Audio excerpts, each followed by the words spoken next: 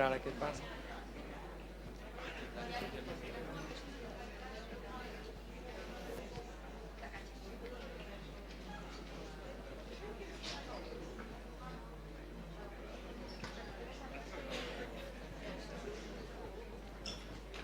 Vale, empezamos.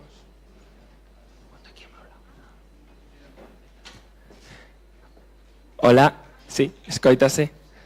Perfecto. Vale, bueno, pois moi boa tarde a todos e a todas.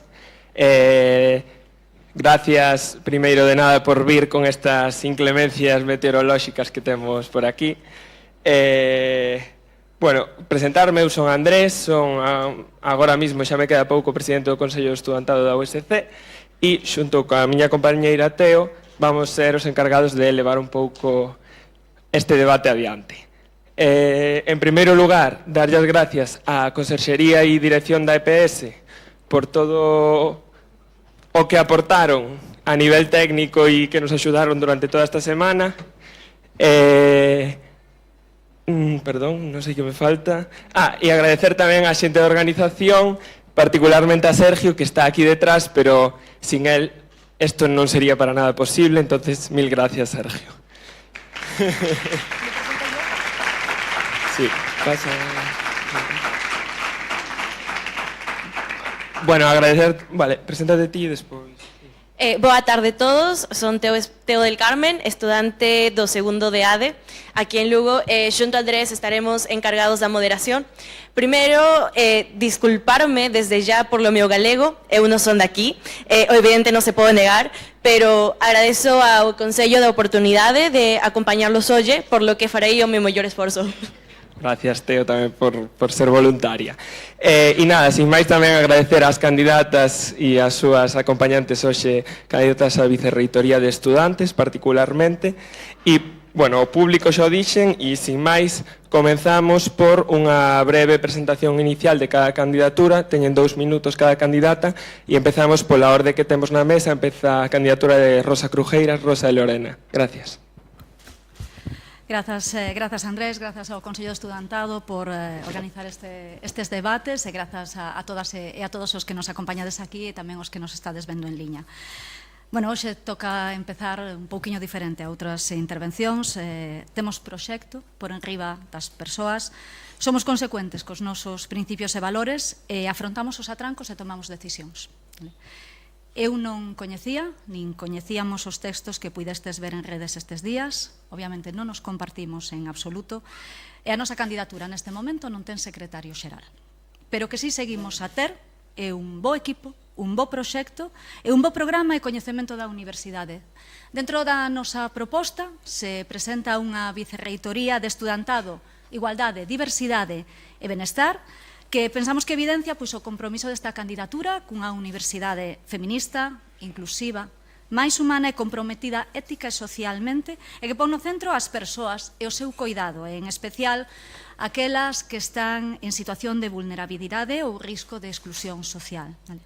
Para cumprir o seu labor, a Vicerreitoría estruturase en 6 ámbitos de actuación, simplemente os vou a nomear: o ámbito do estudantado, igualdade entre mulleres e homes, diversidade LGTBI+ e cultural, inclusión e participación social, orientación laboral e emprego e benestar.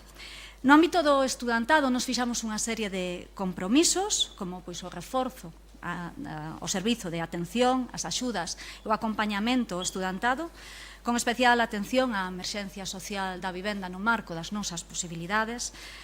Tamén temos o compromiso de fortalecer a relación, a comunicación horizontal e a participación do estudantado e o reforzo e ampliación das accións destinadas á mellora da empregabilidade, facilitar o acceso ao mercado laboral en condicións dignas.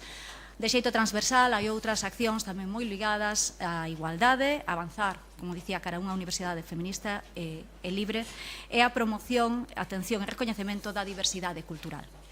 Vale, pois moitas gracias, Rosa, e agora é o turno de Maite. Gracias.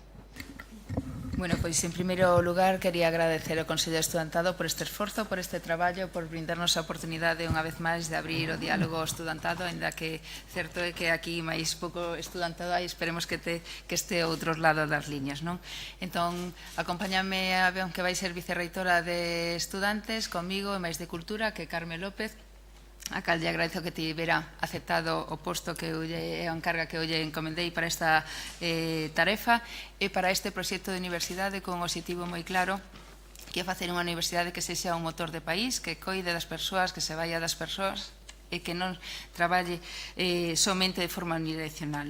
Temos nosa convicción de que a Universidade de Santiago pode ter unha estrutura que simplemente funcione ou ben podemos facer unha universidade que responda, que escoite, que traballe, que nos teña en conta e que faga unha proyección e actúe, que se anticipe, que planifique. Todos estamos de acordo en que estamos a vivir un momento moi importante na universidade na que imos facer unha muda de reitoría. É certo que levamos máis de 530 anos de historia na nosa universidade, pero precisamente por iso e porque temos un histórico acumulado tamén nos damos conta que os estudantes que estades hoxe involucrados na nosa universidade non podedes ter o mesmo trato como moitas veces está facendo que o que tiñamos fai 30 anos, cando estudiaba, por exemplo, eu, non? É certo que cambiou a legislación, nos impón moitas obrigas, pero tamén nos oferta moitas posibilidades e moitas oportunidades. Queremos facer unha universidade que blinde unha universidade pública. É o noso proxecto, que combine a excelencia académica coa equidade, coa igualdade e coa igualdade de oportunidades e que entenda a calidade que non só se demostra subindo postos nos rankings, senón que tamén a través da investigación, senón ofrecendo á comunidade, especialmente a vos, o estudantado, innovación docente, servizos eficaces, apoio emocional e capacidade de anticiparse aos problemas. Temos o objetivo da candidatura que represento é revitalizar a USC poñendo o foco nas persoas que a conformamos, prestando especial atención ao estudantado. Pois moitas gracias, Maite. É o turno da candidatura de María José López Couso. Pois moitísimas gracias, Andrés, moi boa tarde a todos e todos, moitísimas gracias ao Consello Estudantado por organizar estes debates, o de hoxe e o de mañá. Ben, aquí acompáñame Pilar Murias, vicerreitora de Estudantes, Cultura e Lingua, e a nosa candidatura nace ou parte dunha idea moi sinxela, que é garantir que o estudantado teña o protagonismo que se merece na nosa universidade, porque queremos unha universidade onde participar sexa fácil, onde sentirse parte da universidade e da comunidade non sexa unha excepción, senón a norma. E a nosa primeira prioridade neste sentido será potenciar a participación estudantil e tamén o sentimento de pertenza. E para iso propoñemos un plan plurianual elaborado coa comunidade universitaria que, diagnosticando a situación real, escoitando o Consello Estudantado, pero tamén as representacións dos centros, as asociacións e o propio estudantado. E queremos crear eses espazos de diálogo, recoller propostas e transformar todo iso nun plan sólido e útil para os vindeiros 6 anos. Non chega con escoitar, obviamente, hai que proporcionar tamén ferramentas, e por iso tamén apostamos por reforzar a autonomía do estudantado mediante convocatorias de financiamento abertas, apoio á creación de proxectos culturais, deportivos, de dinamización en centros, en residencias e tamén poñendo en valor o estudantado fora das nosas aulas, non só nas nosas aulas, sino tamén fora delas, fortalecendo a representación estudantil, actualizando o regulamento de asociacións, habilitando espazos dignos e favorecendo o contacto con outras universidades e co conxunto das administracións públicas e tamén das entidades xuvenis. E por iso queremos impulsar unha universidade que recoñeza e que premie de alguna maneira esa participación, apostando por integrar a cultura, o deporte, o voluntariado e a representación a través dun pasaporte cultural que visibilice todo iso que o estudantado lle aporta á USC e á sociedade. En resumo, presentamos unha candidatura que quere unha universidade máis participativa, máis viva, máis orgullosa tamén do seu estudantado e onde cada persoa, independentemente do colectivo que pertenza, teña a súa voz e teña o seu espazo e teña oportunidades para medrar e seguir medrando. Ben, pois moitas gracias, María José. E por último, pero non menos importante, tocalle a Alba Nogueira e con Mónica tamén. Gracias. Moitas grazas a todos, a Andrés e ao resto do Consello de Estudantado e a xente que estades aquí. E as miñas primeiras palabras son de que a nosa carta de presentación efectivamente é a nosa candidatura. A escolla das persoas que están na nosa candidatura non é unha escolla indiferentes, sino que representan o que nós queremos que ter de compromiso con esta universidade. Mónica Alzate, directora do Departamento de Psicoloxía Social, persoa que traballa na directiva do Colexio de Psicólogos, muller que naceu en Colombia e se fixo galega vindo aquí a facer a súa tese, que vai ser seguramente Teo no futuro, digamos, o reflexo do que Mónica foi no seu pasado, montou a Casa Latina de acollida de inmigrantes nos seus tempos estudantis e é a nosa carta de presentación para levar a carteira de benestar, estudantado e cultura. É unha benestar comunitario, estudantado e cultura. E eu mesma teño que decir que eu nacín a participación e casi estar aquí é o último paso. Eu, cando entrei en primeiro, metíme no movimento estudantil, estuve no claustro, no Consello de Goberno e penso que a Universidade de cara ao estudantado ten 3 piares. Nos creo que temos que ofrecer unha boa oferta formativa, iso é o principal.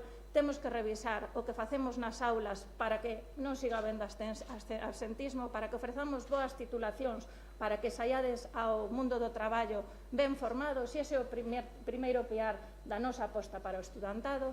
O segundo piar da nosa aposta para o estudantado é fortalecer a participación democrática, porque pensamos que a universidade é unha escola de participación democrática e a participación que facedes a través dos distintos órganos dos ámbitos de representación que tedes, pensamos que é un aspecto formativo moi importante de cidadanía.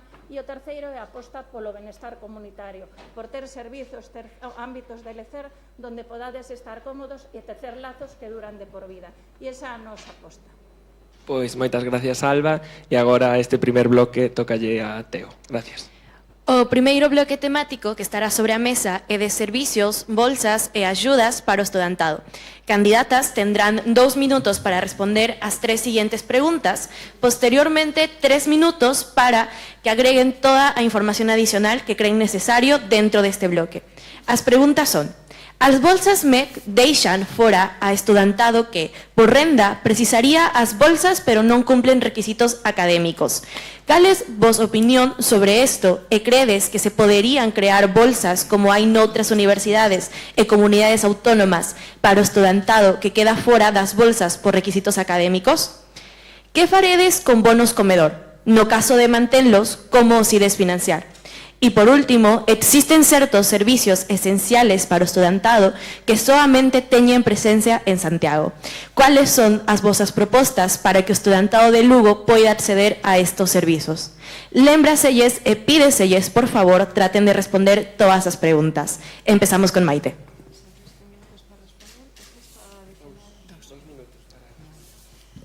Bueno, pues imos aí. Parte por parte, imos intentar cubrir un pouco entre as dúas, porque xa que estamos aquí e penso que a interlocución con vos precisamente ten que ser da vicerreitoría, non? Onte precisamente visitábamos residencias onde se queixaban que a vicerreitoría nunca estivera sentado con eles, que quen se reunía era a xerencia. Nos non queremos apostar por ese modelo e precisamente por iso pois darelle paso tamén a Carme para que poida falar. Comenzo eu, por exemplo, e despois falas ti respecto das bolsas MEC que preguntas se hai posibilidade ou cal é a nosa proxección para facer ou cubrir esa parte que non cubren as bolsas MEC. Aí penso que precisamente onde ten que entrar a política da universidade, onde temos que traballar para que o que non cubren outras entidades que o cubramos nos. Entón, por suposto que temos que facer garantir o principio de equidade para que todo o estudantado poida traballar. Dixoches bonos comedor? Sí. Vamos no tempo. Sí, gracias. Bueno, respecto aos bonos comedor, o que creemos é que o primeiro que hai que facer un análise para ver cal é a demanda real que existe dese servizo e en caso de que efectivamente a demanda actual non estea sendo satisfeita, pois haberá que implementar a maneira de poñela en marcha. Neste sentido, consideramos que hai moitas veces hai esforzos que se poden facer non só a través dos cartos, senón negociando cos diferentes axentes. Servizos de hostelería xa nos manifestaron que estarían dispostos en facer uns descontos ao estudantado, pois a cambio de contar con ese respaldo. Cando eu era estudante, por exemplo, tiñamos un 10% de desconto en moitas tendas, agora o temos, por exemplo, no mercado de abastos, que se pode aproveitar, pero é preciso querer falar. E respecto á infradotación de certos servicios, temos que ter claro que a LOSU establece unha serie de unidades básicas que di que ten que estar ben dotadas tanto a nivel de persoal como a nivel de recursos económicos. Entón, esta necesidade, desta obriga, temos que facer unha oportunidade e servizos como de atención psicolóxica, que aquí non ten asistencia presencial, pois hai que mirar a maneira, quizás de non ter a perpetuidade, pero sí de facer un sistema de que se poidan desplazar aquí en certos momentos. E co pabillón polideportivo pois será tamén, non, de cara a mellorar os servizos deportivos, outro aspecto a ter en conta. Tócale a María José. Pois, moi ben, bueno, neste ámbito de bolsas e axudas a nosa candidatura ten un compromiso claro e ademais un compromiso inmediato coas axudas ao estudantado con carácter xeral, non? Despois ao mellor Pilar pode mencionar algo sobre as bolsas do MEC, pero eu querería centrarme, por exemplo, na parte das bolsas de comedor e tamén dos servizos. Creo que temos que garantir dentro dese plan que nos presentamos dentro de noso programa de axudas ao estudantado, hai que proporcionar axudas ao estudantado en función da súa situación económica e iso creo que é fundamental, non? En lo que se refire ás bolsas comedor, pois esas axudas a manutención, o noso compromiso é firme e ademais de forma moi clara, unha vez que teñamos os novos orzamentos antes do verán, polo tanto, ao comezo do próximo curso académico en setembro estarán implantadas estas medidas e funcionando. Incrementaremos en 100.000 euros máis a cantidade que figura nos orzamentos da universidade para esas axudas. Pasarán de medio millón de euros a 600.000 euros. Asociando tamén esta aposta non só por ese incremento cuantitativo de orzamentos, sino tamén pola mellora dos servizos de comedor, de cafetería, da calidade da alimentación, pero tamén a atención ás necesidades de intolerancias, por exemplo. E polo que se refire aos servizos, na nosa proposta existen algunhas accións concretas no apartado de estudantado para reforzar os servizos para o estudantado no campus de Lugo, nos ámbitos de bolsas, de orientación laboral, da unidade de atención psicolóxica, etc. Hai un compromiso firme de que atenderemos esas necesidades de servizos o servizo de normalización lingüística, algúns outros servizos que nestes momentos non existen no campus de Lugo. Con respecto ás bolsas MEC, a situación das bolsas MEC, esta universidade leva activamente traballando nos foros que ten polo tema da devolución dos intereses, o tema que é un problema que afecta moito o estudantado, e contemplaremos, eu creo que axudas que sexan compatibles sempre coa bolsa MEC, que poidan tamén chegar. Muchas gracias a la candidatura de María José. Candidatas, recordarles que el tiempo que no usen estos 2 minutos podrán usarlo posteriormente en los 3 minutos para que puedan ampliarse. Ahora le toca a Alba. Hai varias cuestións na cuestión das bolsas do MEC.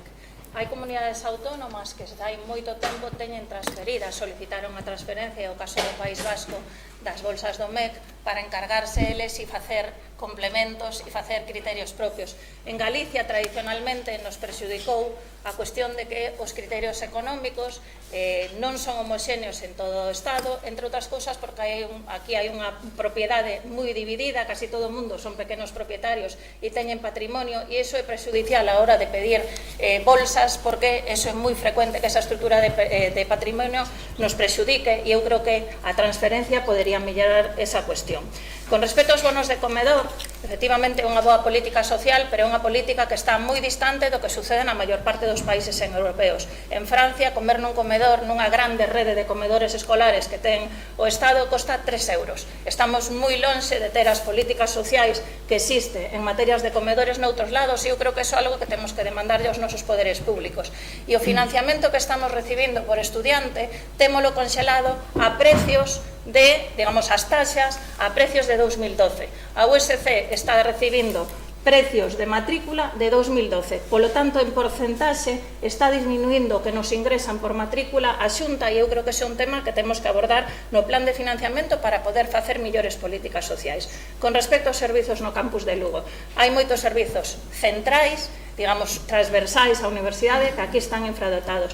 Non hai ninguén en igualdade, hai unha única persona en internacionalización, non hai ninguén en saúde mental, non hai servizo de bolsas. Entón, nos pensamos que todos os servizos que son necesarios para a comunidade universitaria teñen que ter dotación de persoal no campus de Lugo. Muchas gracias a la candidatura de Alba, ahora toca la candidatura de Rosa. Hola, boas tardes a todas e todos. O meu nome é Lorena Año Loureiro, son do Departamento de Ciencia Política e Socioloxía, pero teño docencia escrita na Facultade de Ciencias da Educación do Campus Norte de Santiago.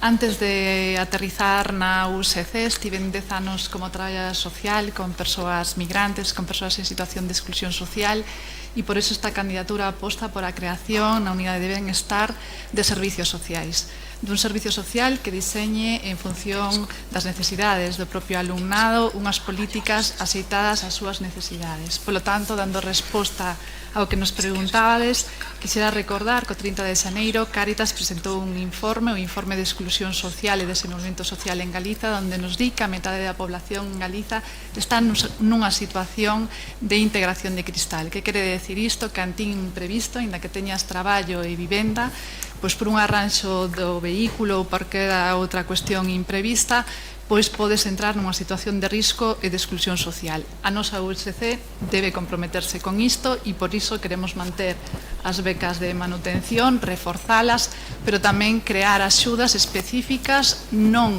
suxeitas a uns períodos determinados de prazo, sino que poidan darse cando as persoas se lle presentan causas imprevistas en función das súas necesidades, que non só teñan en conta o nivel de renda económico, porque sabemos que hai circunstancias sociofamiliares, e intentar aglutinar todas as axudas que hai, que a hora de manutención depende de xerencia, neste servizo social.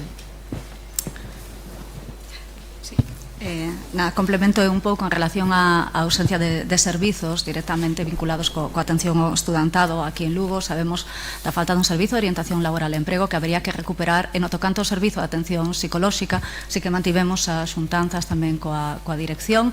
Hai posibilidades de traer o servizo a Lugo, de poñer mecanismos tamén para que o noso estudantado aquí neste campus tamén reciba a mesma atención. Muchas gracias, Rosa. Ahora pasamos al momento. Cada candidata tiene 3 minutos para complementar este bloque. Empezamos de nuevo con Maite. Gracias. Bueno, pois imos que nos quedou antes por responder, ainda que nos pedistes que preguntásemos ou respondésemos a todo, a diferencia de bolsas que había entre Santiago e Lugo, non? Eu penso que seguramente haxa bolsas que hai en Santiago que non hai aquí, pero é certo tamén que Lugo tedes algunhas bolsas, por exemplo, a Notario Vacas, a do Campus Terra, ademais. Sí. Pois tedes outras bolsas, Notario Vacas, Campus Terra, que nós non temos, non?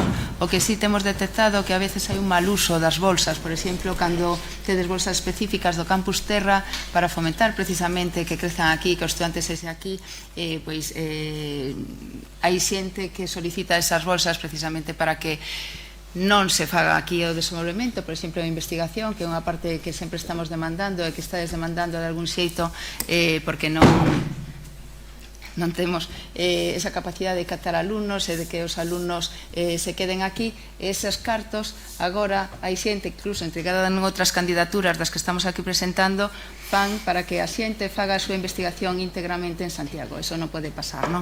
Entón, respecto aos servicios, o mellor tamén podíamos falar do SEPIO. Non sei se queres falar ti un pouco, Carmen, disto. Sí, precisamente eu creo que o feito de tener unha liña non específica, de varias liñas, de feito 3, de axudas para o desenvolvemento de investigación e de traballos aquí en Lugo, é unha mostra de equidade que creemos que fai falla, non? No sentido de poder poñer a todo o mundo cunhas posibilidades parecidas.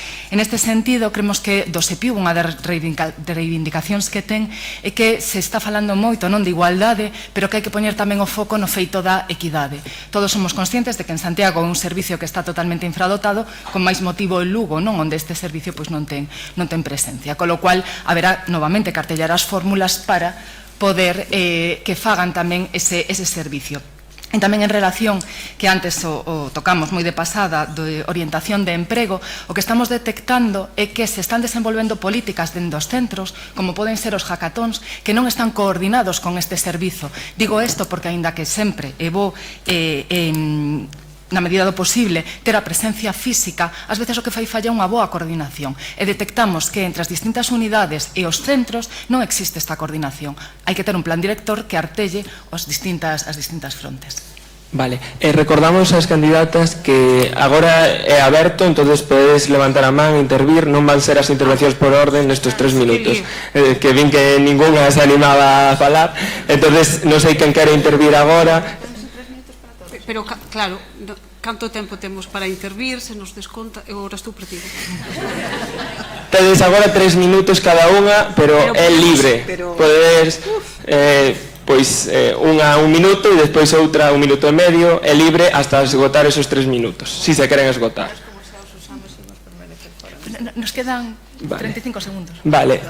Podemos rematar esta ronda. Claro, podemos que rematar non esta ronda. entenderamos, entón, nos estamos disculpados. Bueno, perdonade por este problema de coordinación. Se alguna quere intervir, pois María José, e despois xa empezamos tal e como é a dinámica, que é a idea é que podades interrumpirvos, non interrumpirvos, pero bueno, que haxe o debate. Vale. Gracias. Entón, ahora continuamos. Entón, ao mellor para ser Continuamos ahora xustos, como empezaron seguimos. as Vale, compañeiras, non e hai despois a problema. seguinte podemos facer xa o novo sistema. Ben, para completar a información que proporcionamos na primeira intervención, non? Creo que outra cuestión importante que levamos como compromiso na nosa proposta de goberno é a elaboración dun plan de contingencias que tamén estea dotado financiariamente, porque efectivamente pode haber moi boas palabras, pero hai que poñer as cantidades e as formas, os medios para obter esas cantidades en riba da mesa. Un plan de contingencias para situacións sobrevidas. Somos conscientes de que hai moito estudantado que a veces comeza o curso unha situación económica, familiar particular, pero que en algún momento esa situación cambia, e polo tanto nos comprometémonos tamén a que este plan de contingencias para situacións persoais sobrevidas estea funcionando no próximo curso, e que iso non dificulte o desenvolvemento da súa formación. Nese ámbito tamén de fortalecer as axudas ao estudantado, nos contemplamos tamén a consolidación e o reforzo dunha convocatoria de axudas a persoas procedentes de zonas en conflito, que foi moi exitosa nestes últimos anos, e que co compromiso de toda a universidade, fundamentalmente con orzamento centralizado, pero tamén coa aportación e co apoio do Consello Social, puidemos incrementar. Creo que tamén temos que atender a ese outro estudantado que chega ás nosas aulas procedentes de zonas en conflito e que non poden continuar nos seus países, nas súas zonas de orixe, en Ucraína, en Palestina, etc., a súa formación. Ou tamén as axudas e descontos para o estudantado en actividades deportivas ou en actividades culturais. O noso programa contempla unha serie de accións específicas para reforzar esas axudas, con ese compromiso claro e inmediato de axudas ao estudantado. Bueno, o máis inmediato é decir, efectivamente, que todas esas axudas estarían listas para poñerse en marcha no próximo curso, porque hai un proxecto de orzamentos que respaldaría con esas cantidades que estamos aportando. Quería facer un comentario sobre os servicios de Lugo. É necesario reforzar efectivamente a información sobre bolsas. O servicio de bolsas non é facilmente rompible, digamos, entre o campus de Lugo e de Santiago, pero é un servicio que efectivamente en este momento non está, unha información que non se está dando ben ao estudantado de Lugo. É absolutamente verdade. En canto a orientación laboral e a unidade de atención psicolóxica, se están cubrindo de maneira virtual ou presencial no claso de orientación laboral cando se solicita. Cada ano, máis de 400 estudantes do campus de Lugo participan en accións de orientación laboral presenciais, se así o solicitan e veñen aquí, ou virtuais, porque se fai, sobre todo, orientación laboral de tipo virtual, tanto en Lugo como en Santiago. O SEPIO sí existe aquí, sí está dotado, ese servicio sí está presente no campus de Lugo, e quixera decir tamén que creo que unha cousa moi importante, temos axudas, como se está vendo, temos servizos, como se está vendo, pero o estudantado está moitas veces perdido onde está esa axuda, onde está ese servicio. Levamos no programa poñer en marcha unha canle única de atención ao estudantado, creo que xa é... Muchas gracias a la candidatura de María Jesús. Continuamos con Alba. Unha persoa, cando era máis nova, me decía non hai que decir hai que ou easy, porque o problema é que cando se participou do goberno o de hai que easy, pois o mellor ás veces chega tarde. E os servicios que están infradotados e a ausencia de apoio pois non empeza pasado mañán, empezou xa hai tempo. Con respecto a algunhas cuestións que están pendentes, e xa comentamos algúns servicios que nos parece que son esenciais, que temos que dotar, Nos pensamos que tamén ten que haber, ás veces, un cambio de enfoque. E vou vos propoñer algunha experiencia que nos levamos no programa, en concreto para o tema de vivenda, pero que xa houve nesta universidade en algún outro momento. Pouco despois de eu acabar a carreira, había un servicio de información ao estudantado que xestionaban asociacións estudantís e onde a universidade pagaba unha pequena bolsa de tempo parcial para que 2 estudantes tuveran como unha especie de autoemprego e asesoraran aos seus propios compañeiros e compañeiras de cuestións básicas que podían necesitar, de bolsas, etc., que é unha fórmula tamén de que o estudantado empece a participar, pero de outra forma. Non é infrecuente noutros países que haxa incluso residencias estudiantís autoxestionadas por estudantes. E nos pensamos que podemos tamén explorar esas outras formas de participación do estudantado en xestións de servizos con apoios, incluso, por exemplo, no tema de vivenda nos levamos a posibilidade de que haxa unha cousa que hai en moitas outras universidades, que é unha cousa que se chama unha clínica xurídica, donde estudantes de Dereito, asesorados por profesorado, fan información a ONGs, a outros estudantes, etc., como unha parte práctica, pero ao mesmo tempo que dá servizo á comunidade. E isto podería ser unha cousa que se pode explorar. E tamén unha cuestión, nos facemos unha enseña da nosa campaña de mellorar a xestión, de facer que traballar e estudar na universidade sexa fácil, e hai moitas posibilidades de mellora en como funciona a universidade nas cuestións que tedes que solicitar aos estudantes. Hai unha cousa que nas administracións máis modernas están implantando que se chaman os servizos proactivos. E os servizos proactivos son que se a universidade sabe que un estudante sigue matriculado e pide unha plaza de residencia, pide bolsas de comedor, non teña que volver a solicitalo, senón que lle mande unha alerta, di, este ano volves a estar matriculado, queres seguir tendo plaza de residencia, que confirmes e subas a túa declaración da renta se o documento que tes que facer. E iso que podemos facer para moitísimos servicios melloraría moito a calidade de vida a moita xente e buscaría moito menos papeleo. E ora, Mónica, creo que vai. Bueno, pois, para complementar un pouco máis o tema dos estudantes que veñen de fora, estudantes ben sexa de países en conflictos ou outro tipo de estudantado que pode estar incluso de fora da nosa comunidade autónoma, pensar que fai falta un servizo de acollida deste estudantado. Temos dificultades para que eles teñan información xa non só de bolsas, sino cousas mínimas en procesos de legalización de documentación para persoas estranxeiras, algunhas cuestións que teñen que ver coa súa saúde e a sanidade pública, e, polo tanto, fai falta ese servizo de orientación a este... Muchas gracias, Alba. Perdona a las candidatas si es que les interrumpimos, pero es necesario poder cumplir el tiempo para el flujo del debate. Bueno, finalmente continuamos con la candidatura de Rosa. Quería complementar o que dixen antes, que cando falamos dun servizo social é importante que teñamos en conta que eses servizos deben de ser diseñados en función das necesidades das persoas.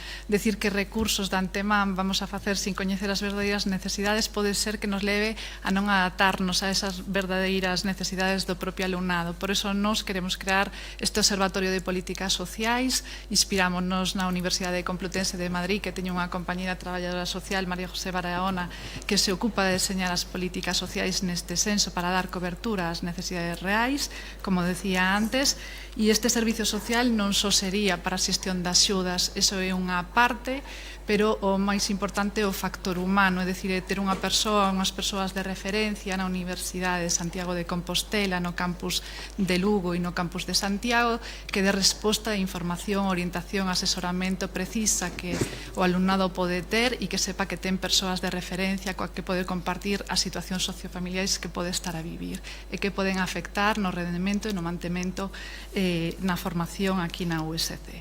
Por outro lado, quería falar tamén do servizo da Unidade de Atención Psicolóxica, que xa sabemos que é inexistente aquí no campus de Lugo. Eu estiven falando coas persoas da Unidade de Atención Psicolóxica das posibilidades. Me comentan que non é tanto unha cuestión de aumentar recursos humanos, sino de mellorar as condicións das persoas que están. A persoa coordinadora que está actualmente non ten descarga e as outras dúas non están a xornada completa, e unha persoa non ten ningún problema por desplazarse ao campus de Lugo, e nos apostamos por esa atención psicolóxica e por esa atención integral que cubra o psicolóxico pedagóxico, pero tamén a parte social, implantando tamén talleres grupais, porque sabemos que hai cuestións que se poden traballar en grupo, non? Despois está a cuestión da unidade de inclusión e de participación. Actualmente hai 258 persoas con expediente aberto, non me gusta falar de expediente, me gusta falar de persoas, con 3 persoas no equipo que abarcan outras competencias e creemos que debemos reforzar para que se poida dar unha atención personalizada e individualizada tanto ao estudantado como apoiar a formación ao profesorado. Nos chega un correo e non temos as ferramentas necesarias e a formación para poder aplicalo. Vale, Hai unha última cuestión, se me queda tempo, é que para esta candidatura o social é unha inversión, non é un gasto. Vale, pois moitas gracias, Lorena. Tedes aínda 30 segundos, Maite, ou se os queredes gastar, ou se non, pasamos de bloque.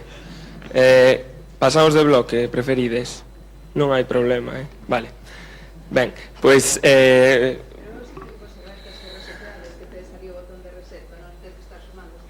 É que é basicamente chegar ao total de 5 minutos no bloque.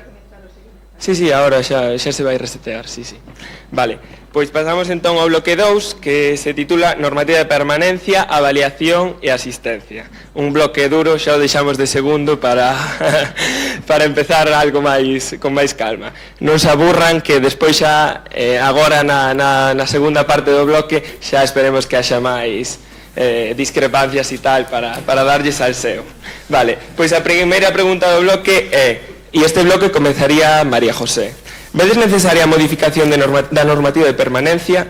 Esta normativa para a información é a que inclúe unha serie de requisitos para poder continuar e permanecer na universidade, así como ese máximo de convocatorias por materia que algunhas persoas tanto sufren, estudantes concretamente, para que teñades contexto. Despois a segunda pregunta é se credes que a USC debe recoller o dereito á avaliación compensatoria.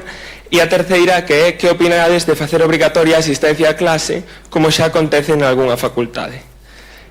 Comeza entón María José, cando queiras. Gracias.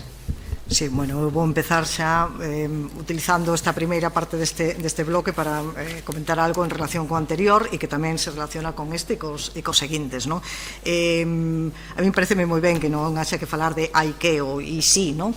Pero tampouco se pode falar de ten que haber, non? Porque hai unha necesidade, evidentemente, de concretar como se vai facer e con que se vai facer, non? E formar parte dun goberno permite, por unha banda, facer un diagnóstico claro e realista do que hai e do que se pode facer e tamén facer propostas e tomar medidas co coñecemento dos servizos.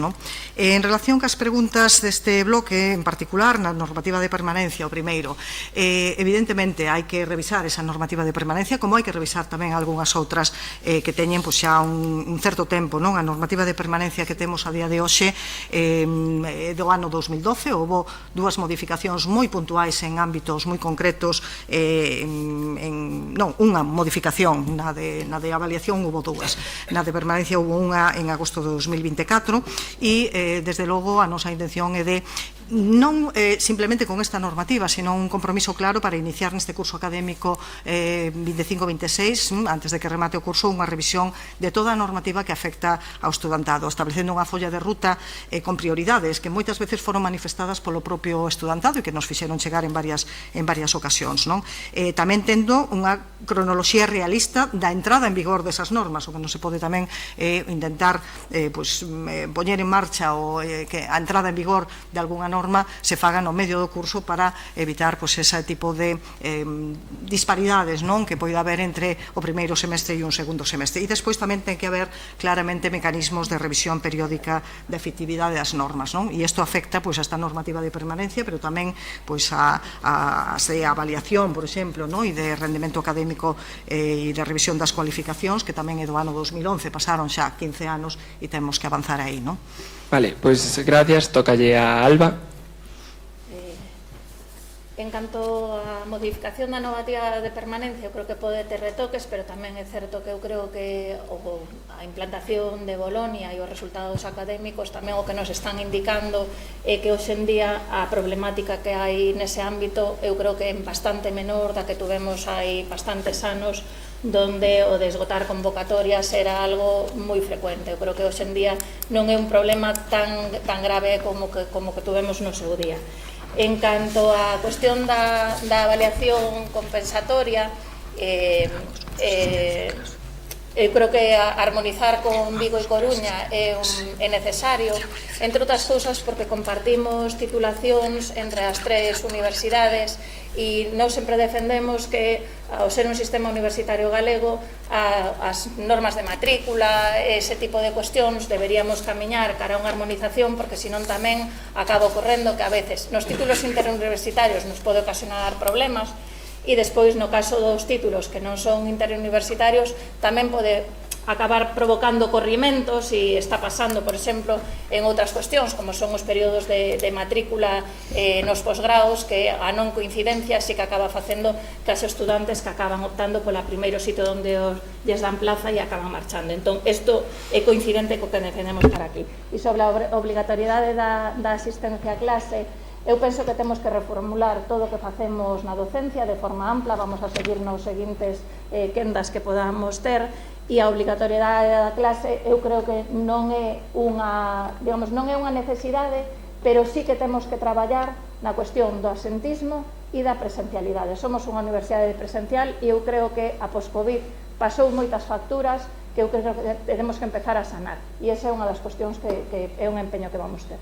Vale, pois moitas gracias, Alba. É o turno de Rosa ou Lorena.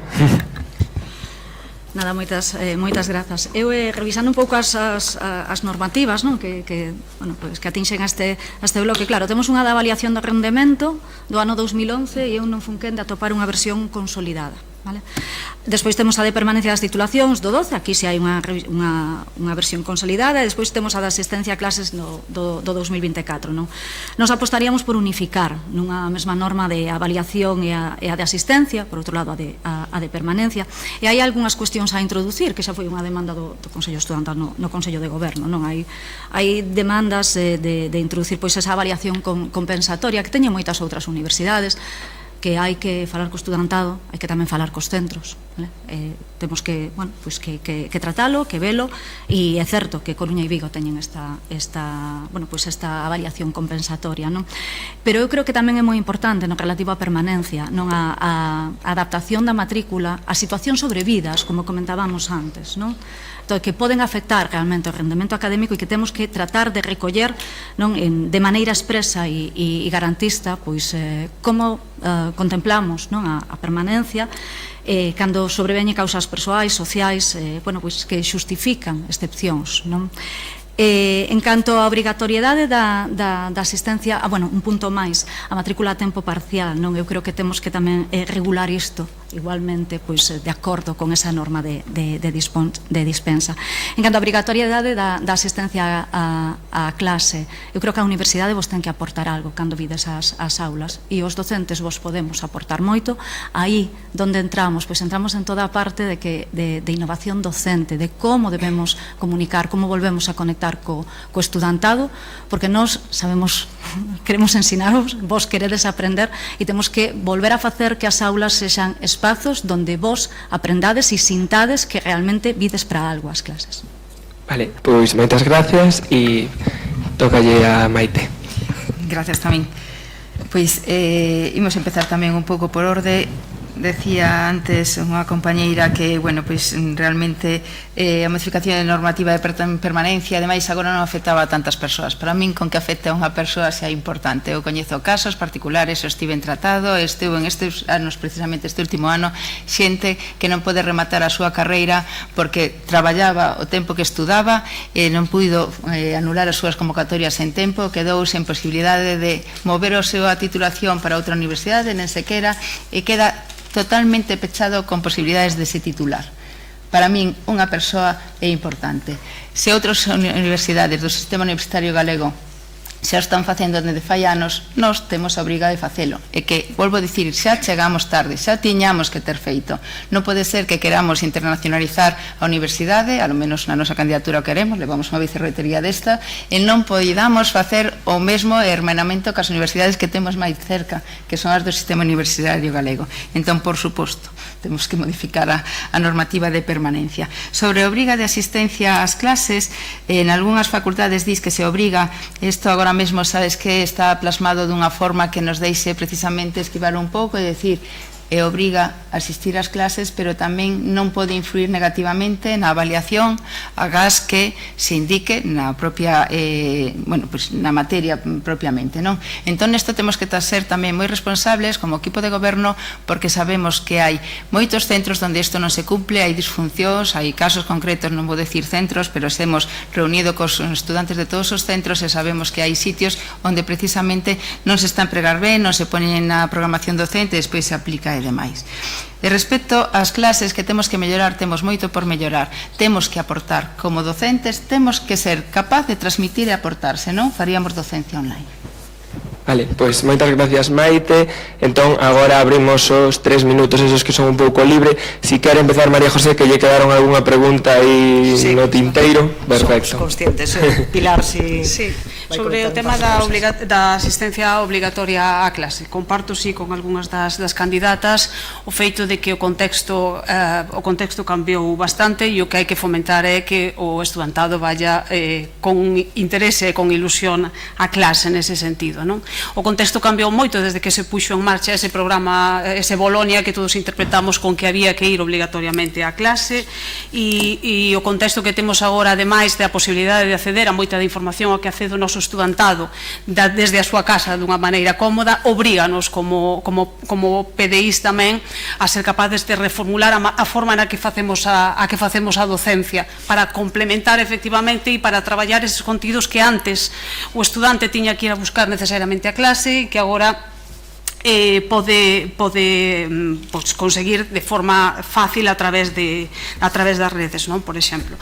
E o que é moi importante tamén é que a obligatoriedade de asistencia á clase está facendo que unha parte do noso estudantado, nomeadamente aquela que ao mellor ten dificultades económicas e que ten que traballar, teña problemas claros para asistir á clase. Así que seguramente nunca, en poucos temas estuvemos tanto de acordo, tanto PDI como estudantado, na dificultade que impuxo Bolonia con esa idea de asistencia obligatoria a clase. Creo que hai que buscar efectivamente fórmulas flexibles e, eso sí, en calquer caso, como tamén se dixo, pois buscar que existan mecanismos para que quede claramente nas guías docentes a que se ten que ater o estudante, non? Pero creo que é importante flexibilizar o tema da asistencia obligatoria para fomentar que o estudantado veña efectivamente a complementar formación e ao mesmo tempo que poida facer outras actividades, e repito, sobre todo para non penalizar aqueles que teñen dificultades económicas e necesitan traballar.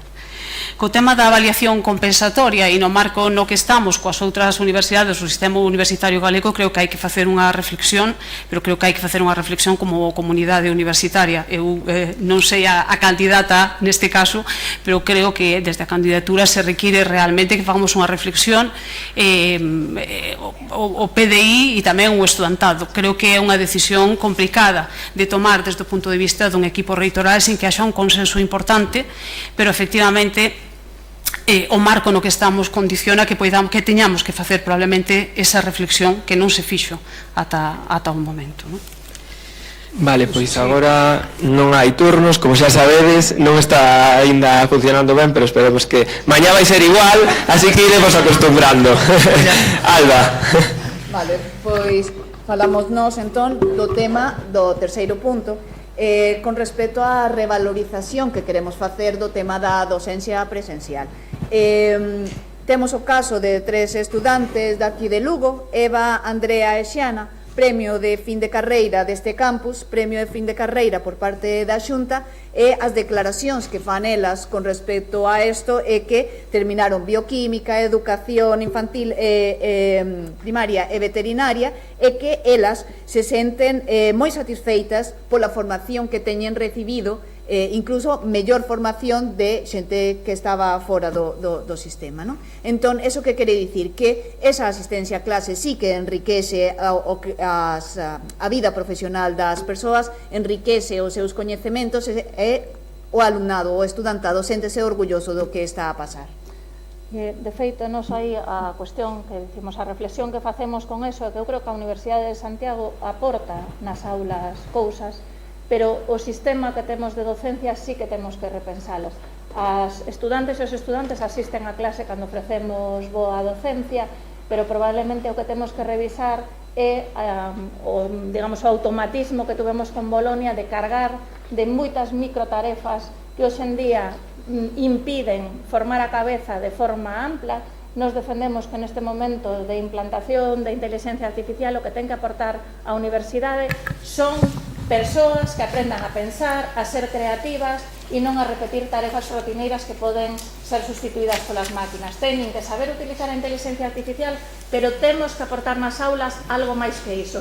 Eu creo que ese é o gran empeño que temos que facer de reformar ao ámbito docente, como impartimos clases, pero tamén pedirle aos nosos estudantes que confíen en que asistindo a clase algo cambia, que non é o mismo vir a clase que non vir, que somos unha universidade presencial e que non é o mismo comprar un título nun chiringuito na UNIR que vir a clase a unha universidade presencial, porque os exemplos destas estudantes o que nos están dicindo é que cando a xente ven a clase e vai fora ao mundo profesional di, pois sí que tiña unha boa formación, e esa é a experiencia que temos cando falamos co estudantado que sale das nosas aulas. Vale, Maite, pides a palabra. Gracias, sí. Sinceramente, estar falando de se temos que obrigar ao noso estudante a vir a clase ou non, pareceme que o que teríamos que facer unha reflexión como docentes, facemos sobre se aportamos valor ao estudante, seguro que vai vir as clases, non teño dúbida. Eu cando imparto clase, as miñas clases están cheas, porque impartes valor. Entón, teremos que facer unha revisión de ver como temos que facer e actualizar e axudar o profesorado para facilitarlle os medios para que podan facer algunhas clases. Eu poñía outro día un caso moi sinxelo, non? Eu teño coñecidos que di que non van ás clases directamente porque non lles aportan nada. Pois estamos facendo unha mala inversión, entón, como universidade, non? Tamén me pregunto, aquí cando escoito, na diagnose, creo que estamos todos bastante en condicións de dicir que temos que mudar, que temos que facer. Se tivemos a posibilidade de facelo, por que non o fixemos? Eu non a tiven, pero ao mellor outras sí que a tiveron. Entón, a diagnose está clara, a cuestión é por que non a fixemos, por que imos ter que creer agora que se vai facer cando non a fixemos ata agora. Bueno, nos imos poñer sobre a mesa outras dúas cuestións. Enlazando co tema da normativa de permanencia ou co tema das convocatorias, eu creo que fallamos antes. Por que o noso estudantado chega a tantas convocatorias? Por que abandona estudos? Creo que temos que facer a reflexión aí. En que fallamos como universidade cando o noso estudantado abandona? De que non estamos pendentes? Aí temos indicios, temos indicadores, vale? Temos as taxas de abandono dos títulos, non? Que a min sempre me parece un diagnóstico post-mortem, porque cando xa dan xa non tes nada que recuperar, non? Creo que temos que actuar, non? Cun seguimento constante ao longo dos cursos, monitorizando o estudantado e vendo que pasa cando o estudantado non acude ás probas de avaliación. Creo que eso sí que o temos que facer, temos maneiras de facer ese seguimento e é aí cando temos que actuar, non? Seguramente, se tiveramos esa monitorización e se fóramos quen de poñer en marcha as medidas, de atender, de coñecer que é o que está acontecendo e tratar de corrixilo e poñer os medios para corrixilo, non chegaríamos a estar falando de que esgotamos convocatorias ou a xente ten que abandonar estudos, non? Isto por un lado, que eu creo que é unha reflexión que tamén a que temos que acompañar as modificacións que se poidan dar nas normativas. E outra cosa que dende esta candidatura queremos impulsar é que a universidade ten que estar aberta á comunidade. O estudantado ten que ter a posibilidade de aprender de xeito significativo. Os proxectos de aprendizaxe e os servizos son unha oportunidade para aprender facendo e para ter esa aprendizaxe e para que a comunidade aporte á academia e a academia aporte á comunidade. Temos que educar para unha cidadanía global. Temos que seguir formando persoas que sodes o futuro futuro da nosa sociedade e hai moitos problemas que arranxar e tedes talento e capacidade para facelo. Ben, pois moitas gracias. Ainda queda un cachiño deste bloque e vamos lanzar outra pregunta, e é se credes que é necesario reagrupar normativa. Bueno, creo que un pouco xa se comentou, e se é necesario crear sistemas máis eficientes e accesibles para todos os colectivos para que poidan coñecer a normativa da USC. Non sei se alguna quere intervenir sobre isto. Tedes todas un cachiño. Bueno, eu creo que é unha anomalía que unha administración pública funcione efectivamente no ámbito da normativa como funciona o USC, que hai que andar rastreando nunha web que nin siquiera funciona moi ben, a ver se hai onde atopas a normativa e despois cales son os cambios. Eu creo que vamos xa tarde de ter un boletín oficial que funcione como é debido. Está en pañales aínda a proposta que se está lanzando, pero tampouco funciona aínda especialmente ben. Ben, gracias. Rosa? Bueno, como eu comentaba xa o comezo, non, eu non fui capaz de atopar a consolidada de avaliación, non, e do 2011, non. Entón, aí sí que temos que traballar, e eu sí que o planteaba, non, que esa norma de avaliación e a de asistencia foran unificadas, en parte, e a de permanencia por outro lado, en parte porque é un marco tamén que nos marca, que nos di a LOSU, non, que fala, por un lado, pois da permanencia, e por outro lado, da verificación de coñecementos, competencias, habilidades, no seu artigo 33, ¿no? Esto creo que é importante, esta ordenación, pero bueno, igual que afecta a normativa, neste caso a avaliación en xeral, bueno, vos animo a que tratedes de buscar normativas consolidadas dentro da universidade, non é sinxelo, e creo que sí que hai traballo por facer e hai marxe de mellora na racionalización normativa. Vale, Maite ou María José, queredes falar sobre este tema? Veña, pois eu vou pensar que estou aquí máis cerca. Cando antes dixen que eu chi as clases era un eu xenérico, non é que se chese eu, que vin que os rifades, non diades diso. Penso, é dicir, unha representación do profesorado e outros non é que fora eu a mellor docente, ainda que penso que non son mala, haberá que lle preguntar aos estudantes que sodes o que nos sufrides. Respecto á normativa que preguntades vos, sí que a normativa está, a cuestión é como atopala. Entón, precisamente ás veces cando se fan búsquedas en algún buscador, por non facer publicidade de ningún, atopa mellor a información que se facemos dentro da propia página da universidade. Entón, temos que empezar por mudar moitas cousas, incluso pois o que é a página web da universidade. Que a normativa este, non o dubido, seguro que está, porque ás veces as devoltas das consultas pois son favorables e outras veces non se atopan. O que temos que facer é organizar, estruturar. Se me permites. Sí. E tamén eu creo, non, que a parte de poder difundila ben, hai que saber explicala.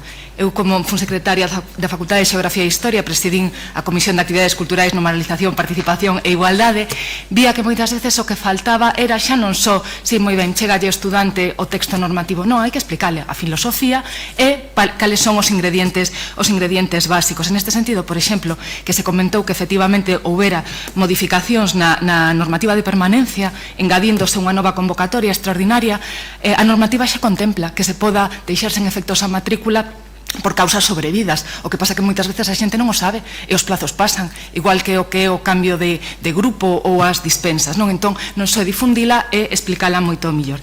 E dentro deste apartado, pola parte que me toca tamén de vicerreitora de estudantes e tamén cultura, a asistencia a clase tamén vai ser fundamental se queremos implementar actividades culturais nas que o estudantado participe. Se non veñen ás aulas, moito menos quedarán ás 7 da tarde as actividades que poidamos facer. Ben, pois gracias, María José de Pilar. Sí, ben, a resposta á pregunta é obvia. Sí, é necesario reagrupar, revisar dentro dese proceso de carácter xeral que eu mencionaba na primeira intervención, nese compromiso de revisión de toda a normativa que afecta ao estudantado, non?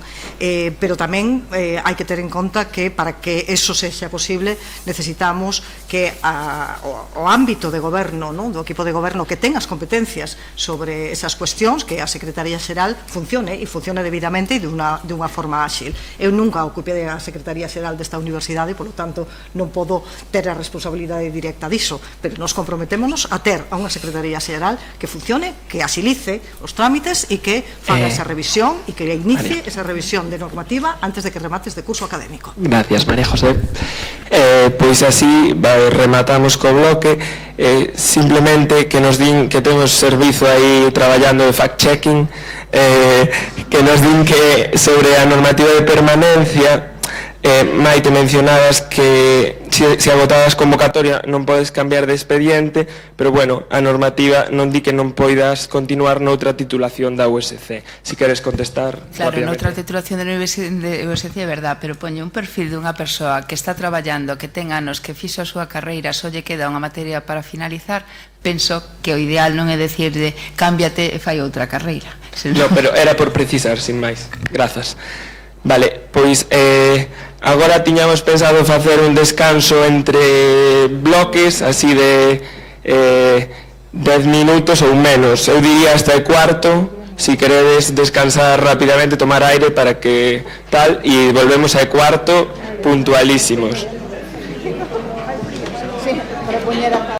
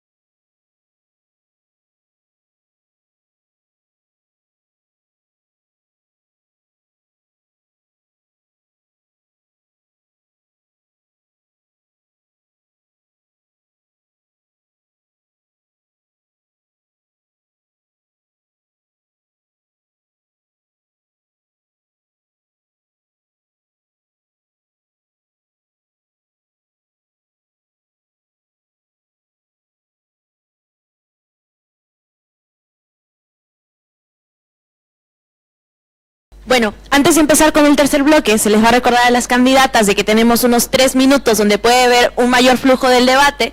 Entonces, para que quede más claro, en estos 3 minutos, donde ustedes pueden acotar más cosas, si quieren interrumpir a la otra candidata para hacer alguna pregunta, levanten la mano, se les va a pausar el tiempo para que ustedes puedan formular la pregunta y luego se le va a dar el tiempo a la candidata para que responda. Ahora sí, volvendo do noso breve descanso, entramos no terceiro bloque temático, igualdade, diversidade e atención psicolóxica. Continuaremos a mesma dinámica, as cuestións son as siguientes. O actual protocolo de cambio de nombre presenta problemas, especialmente en materia de protección de datos. Coa exposición do DeepName mismos anos despois, ides adoptar novas medidas para corregir esta situación. O CEPIU cuenta con recursos humanos claramente insuficientes para atender o crecente número de solicitudes. Existe un compromiso para reforzar o servizo? Si non, que alternativa propoñedes para mellorar o seu funcionamento? O servicio de atención psicolóxica sigue e resulta insuficiente para a demanda existente. Considerades necesario aumentar os seus recursos? Comenzamos con Alba. Bueno, pois inicio eu. Con respecto ao protocolo de cambio de nome, é verdade que ten moitas deficiencias na súa implementación. Tivemos xa coñecemento a través do propio estudiantado, asociacionismo de estudiantado que pertenece ao colectivo trans, e si que nos comentaban o asunto. E, polo tanto, a súa implementación é indispensable que corrixa todas estas problemáticas. En canto ao CEPIU, pois tamén é indispensable que teña unha maior dotación de recursos. Recoñecemos que debería ter un orzamento que lle permita desenvolver mellor o seu servizo, porque temos un servizo que xa non precisa un diagnóstico de cal é a problemática, sino que sabemos que é unha cuestión onde se requere esa atención ao estudantado, e, polo tanto, que non sexa só unha persoa que teña só unha persoa como administrativa ali, sino que ademais se requere dun servicio técnico con unha especialización que permita ademais outras cuestións, non só de atención ao estudantado, sino tamén de formación do profesorado de cara a atender esas necesidades do estudantado que está a facer ali as súas solicitudes. E por outra banda, o servizo de atención psicolóxica sí que recoñecemos tamén que hai unha necesidade de mellora da contratación do persoal que está neste momento, é dicir, que os seus contratos non vayan a un 75% ou a un 50%, sino a un 100% das dúas persoas que están, e que a terceira persoa que está tamén dentro do servizo se lle recoñeza o traballo que fai, por lo menos, canto menos, nas súas horas docencias e a horas docentes equivalentes, e o servizo que fai a comunidade.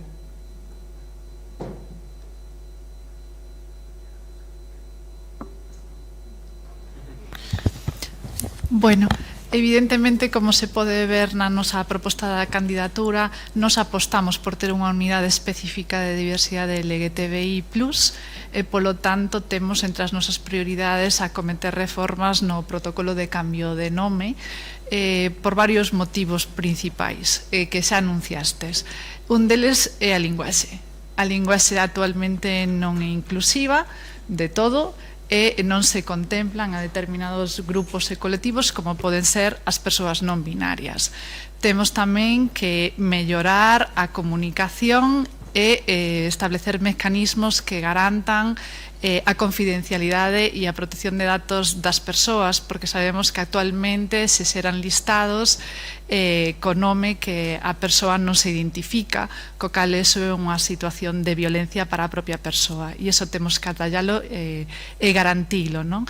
Non só queremos cambiar e mudar ese protocolo, por suposto, co apoio e a colaboración das propias persoas implicadas que temos, non? Asociacionismo de referencia, senón tamén ter un protocolo de prevención contra a LGTBifobia e a transfobia e a homofobia na nosa universidade, por un espazo libre de violencias.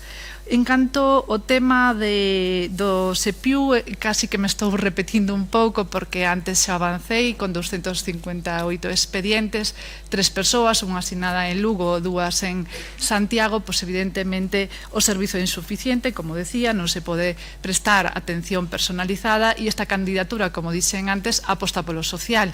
De feito, por eso Rosa pois me encomendou esta tarefa, non polo compromiso que ten esta candidatura co social.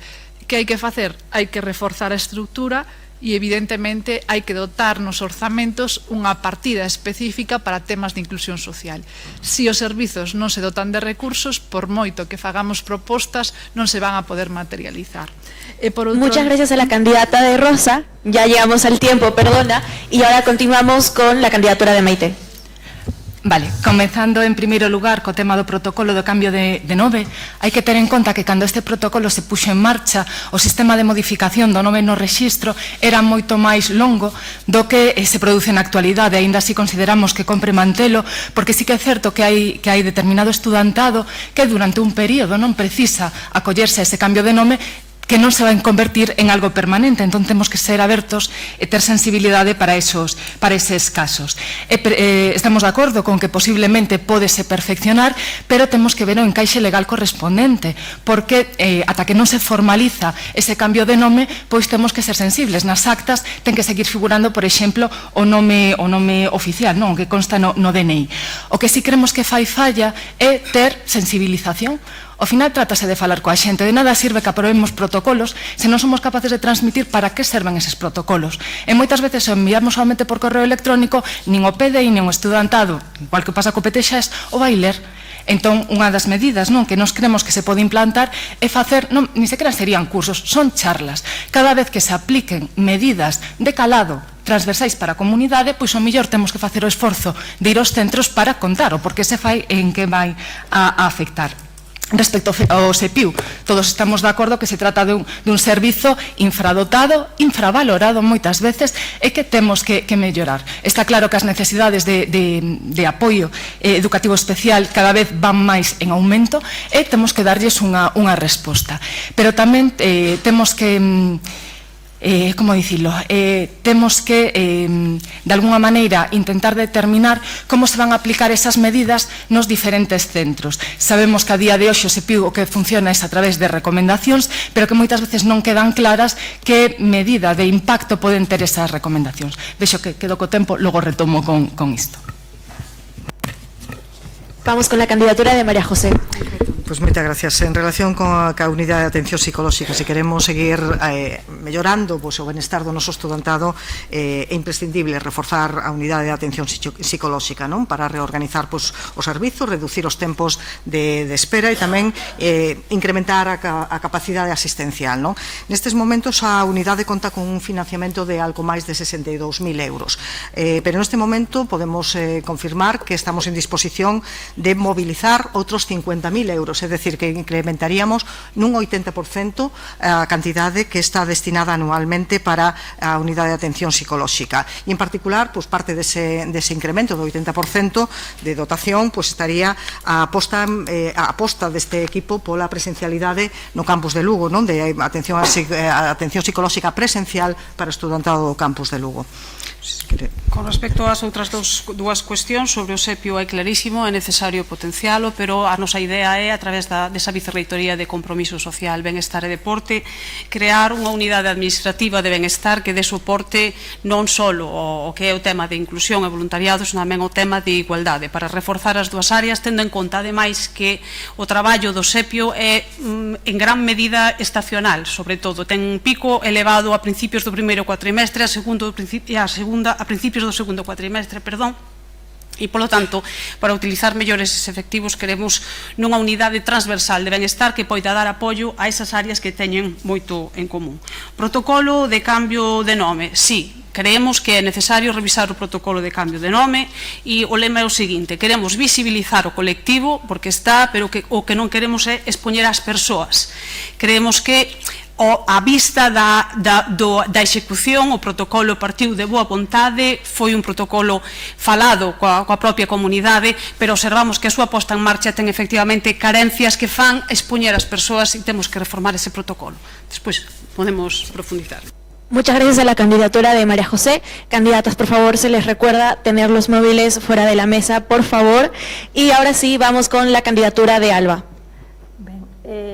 No noso caso, a nosa aposta non é diluir as políticas de igualdade coas outras políticas de diversidade. Nos facemos unha aposta por ter diferenciadas as políticas de igualdade, que son unhas políticas transversais que necesitan un apoio na universidade con orzamento, con técnicas de igualdade nos dous campus, cousa que non existe en ningún dos dous campus hoxe en día, e unha unidade separada das cuestións de diversidade, tamén con dotación, pero separada para facer esas cuestións.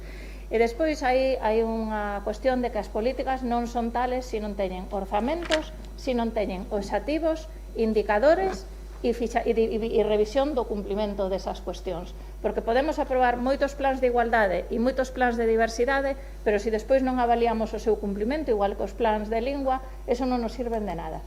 Entón, esa debería ser unha cuestión. E despois, con respecto ao cambio de nome, temos un problema que ten que ver tamén cas cuestións de mellora administrativa das que falamos tanto na campaña nos, que moitas veces estamos aplicando esa cuestión nunha das plataformas de xestión múltiples onde entran os datos do estudantado, pero non entran en todas elas. O problema da falta de interoperabilidade que temos hoxe cas plataformas de xestión que ten a universidade é que ás veces eses estudantes nos piden que lle cambiamos o nome, nos comunican eso, pero se comunican nunha das bases de datos que hai na universidade e non se traslada a todas elas. E iso é un problema que pasa para isto, pero pasa para moitas cuestións e que lles está producindo ter que cada pouco tempo facer un esforzo de visibilizar esa situación que é bastante problemática. E despois, con eles tamén falábamos, con Atrévete, que pensamos que o mecanismo que existe de alerta en relación cas persoas que teñen discapacidades, digamos, de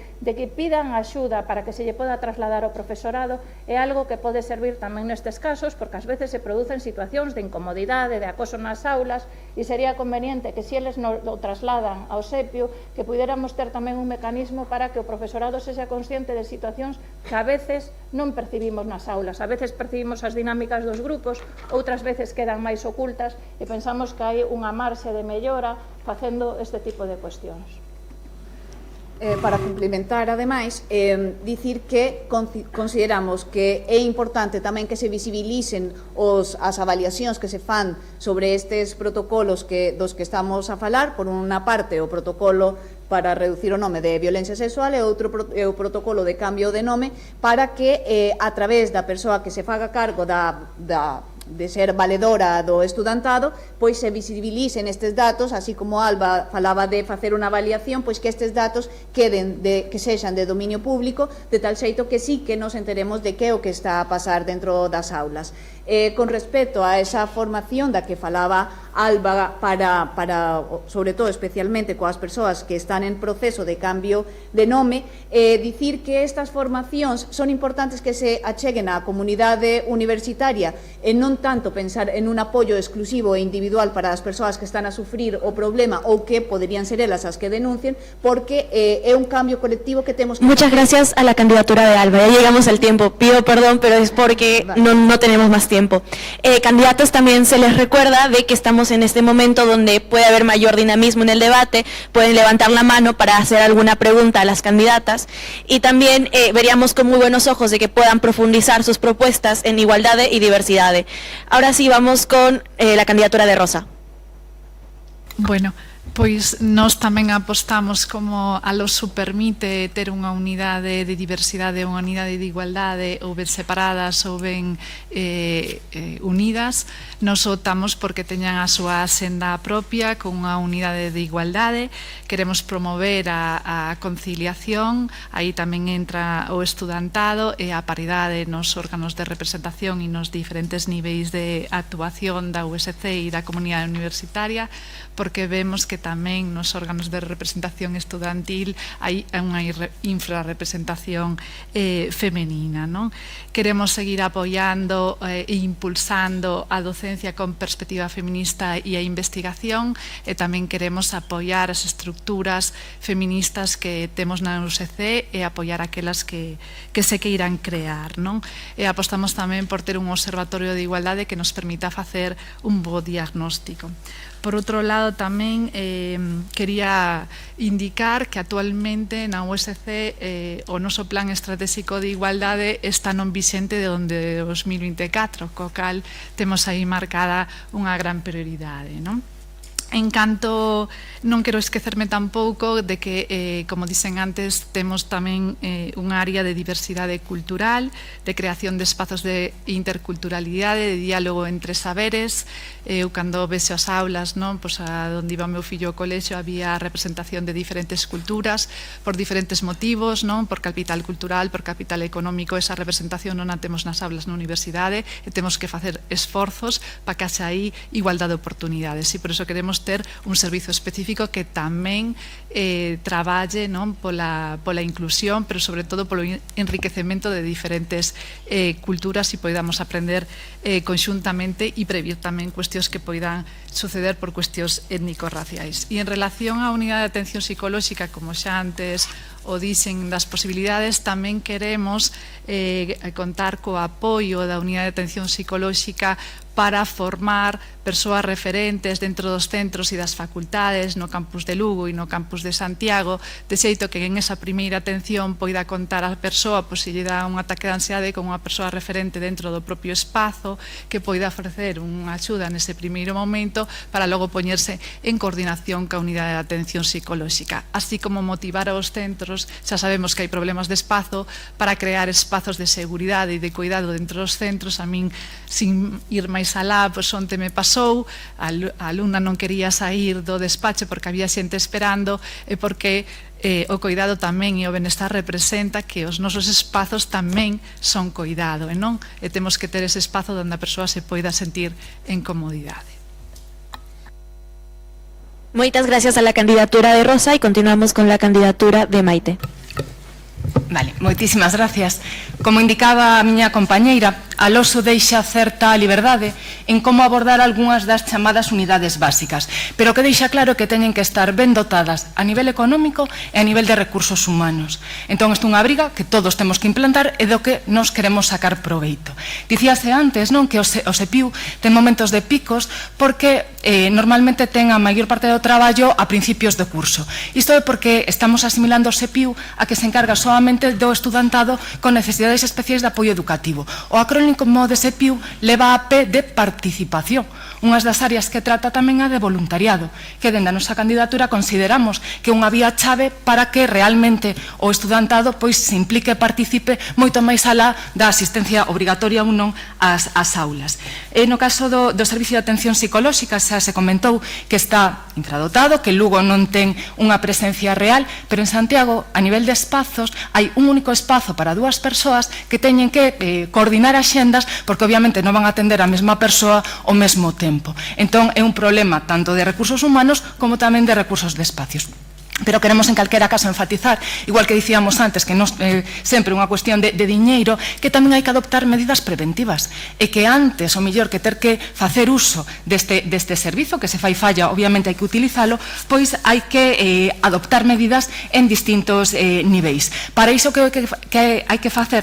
Pois hai que fomentar recursos de autocoidado para todo estudantado, e aquí temos que ter en conta que coa LOSU, como se amplía o concepto de estudantado para a formación para toda a vida, non solamente imos ter estudantes entre os 18 e os 22 anos, senón de idades máis avanzadas. E a demanda pode chegar a ser moi excesiva. É preciso, entón, ter estas medidas de autocoidado, que, por outra banda, xa na universidade existe unha web, non sei se coñecedes, que é shock.usc.es, que contén recursos feitos dende os distintos centros e dende grupos de investigación. Hai unha iniciativa chamada Desconecta.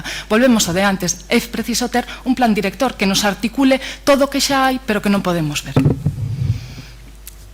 Non sei se... Ben, en relación ca igualdade e a diversidade, o compromiso da nosa candidatura creo que é evidente, non? Está recollido así no noso programa, con unha serie de medidas e de accións moi concretas.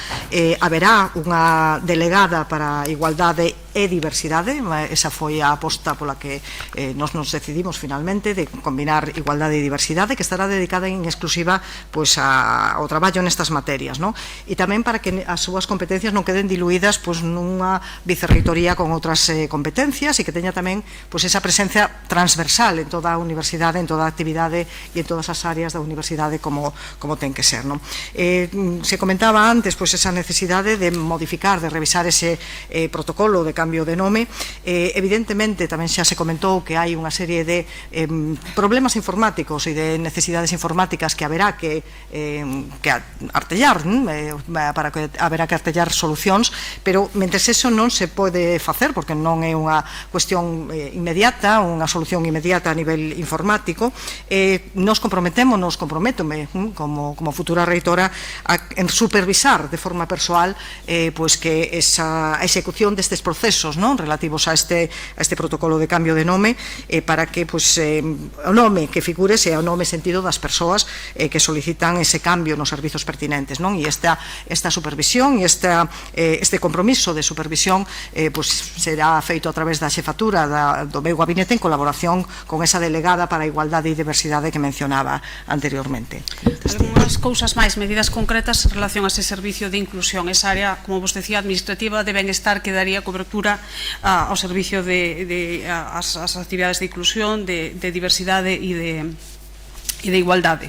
Estamos falando de un área administrativa, non que non teña unha dirección política, digamos, distinta, de acordo? Apoio ao profesorado en materia de inclusión. Necesitamos reforzar esa área porque o profesorado tamén ten problemas a hora de implementar as recomendacións ou as direccións que lle venen marcadas do SEPIO. Fortalecer esa área permitirá acompañar o profesorado nun proceso que cada vez, digamos, é un reto maior para o profesorado, e afortunadamente porque significa que chega máis xente á universidade que tiña que ter chegado, e hai uns anos non nos chegaba, non porque non estivera, senón porque non tiña opción de chegar. O SEPIO ten que facer tamén, ten que ter capacidade de facer un maior seguimento dos casos do que pode facer hasta agora. Creemos que con esa estrutura reforzada podrá seguir mellor que é o que lle está pasando ao estudante desde a primeira vez que pasa polo servizo, e se elabora ese informe de seguimento para saber efectivamente como está sendo esa trayectoria, digamos, de ese estudante que necesita ese tipo de adaptacións. E outra cousa importante, temos moitísimo capital humano dentro da propia universidade, a Facultade de Psicología ten unhas unidades fantásticas, algunha das cales poden axudar para reforzar e axudarnos especialmente en casos de dificultades de aprendizaxe, etc. Unha cuestión fundamental, antes de que se me acabe tempo, repetir o da canle única ao estudantado, moi importante. Moitas veces cando temos un problema deste tipo é fundamental saber a onde hai que dirixirse. Queremos unha canle única para que o estudantado acerte sempre. Moitas gracias a la candidatura de María José. Perdón por cortar, pero nos pasamos de tiempo. Ahora sí, continuamos con el cuarto bloque. Sí, Maite ten... Vamos a empregar o tempo que nos queda agora para matizar dúas cousas. Respecto ao cambio de nome, a min costame moito, decía nun dos debates ao principio, cando un estudante se ten que enfrentar a nós e dicir que está nesa situación. Penso que deberíamos de anticipar e ter esa información inicialmente. Entón, por favor, mirade quenes conformamos os equipos, porque dá conta de como traballamos nos temos integrado na candidatura xente que traballa comprometida con esta normalización da sociedade que temos agora. Parece que non en todas as candidaturas sucede o mesmo. En canto a delegación, que tamén se decía que íbamos ter unha delegación para a igualdade, eu gustaríame ver que esas delegacións van funcionar efectivamente, saber que competencias se lle asina a cada delegación, porque agora mesmo que temos unha delegada para a normativa, ata fai ben pouco para organizar, e parece que tiñamos esquecido e que esa tarefa estaba todavía atribuída á Secretaría Xeral, non? E refírome precisamente aos comentarios que se fixeron antes con relación a se atopaba a normativa ben ou non. Ben, pois, gracias, Maite. Hola. Simplemente dinos que Alba dixeches que facían falta indicadores, pero bueno, o actual plan sí que ten indicadores, o plan de igualdade. É verdad que son do 2022 a última avaliación, pero bueno. O problema non é ter indicadores, é vixiar que se cumplan. Vale, pois entón agora pasamos xa ao cuarto bloque e último xa, que é o bloque de vivenda e mobilidade, e este sí que é específico do campus de Lugo. Van as preguntas. Cal é a vosa proposta para paliar o forte problema da vivenda que tamén acontece no campus de Lugo, bueno, na cidade, e cales serían os plans para a residencia Baligái? Credes que a USC debe poñerse mans á obra pola mellora das comunicacións do campus de Lugo, o resto de cidades galegas cara ao campus de Lugo? Como comezaríades? E, sabendo do problema do transporte público en Lugo, que existe, que os sufrimos, que propostas tendes dende a USC para mellorar a mobilidade do campus cara á cidade? E entonces agora creo que empeza Rosa. Vale, moitas grazas. Bueno, eu son de estatística, entón me gustan os datos, vale? Entón vou a empezar por aí. Segundo un portal inmobiliario, non vamos a dicir o nome, o incremento no último ano do prezo do alugueiro en Lugo foi na zona próxima aquí ao campus do 3,8%, vale?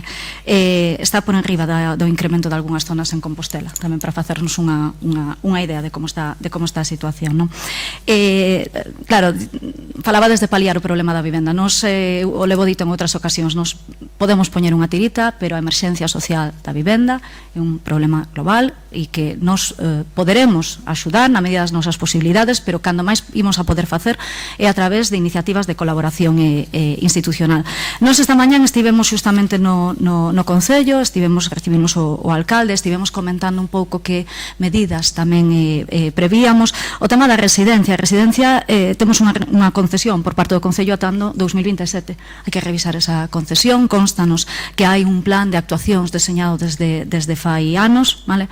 Eu non sei se todos aquí os presentes sabedes, pero non hai baños privados nas habitacións. Esas son as condicións da nosa residencia aquí en Lugo. Pero, bueno, temos que tamén avaliar co Concello, porque eles son conscientes de que hai un problema de vivenda importante, non só para o estudantado, para a comunidade universitaria que ven a traballar aquí tamén ao campus de Lugo. Aí co Concello, xa mañán tamén planteábamos que oportunidades poderíamos ter de contribuir dentro do Plan Municipal de Vivenda. O Concello quere mobilizar vivenda en alugueiro asumible, vale? Eles mesmos plantean, dentro do Concello mesmo se plantean algunhas iniciativas de aseguramento de fianza para mobilizar algunhas vivendas, non? Para dar unhas certas garantías aos propietarios, nas que de entrada abren a porta tamén a que a comunidade universitaria poidamos, dende a universidade, poidamos tamén participar. E despois hai outras iniciativas que comentarei posteriormente que sí pareceron moi interesantes, que entroncan coa participación social.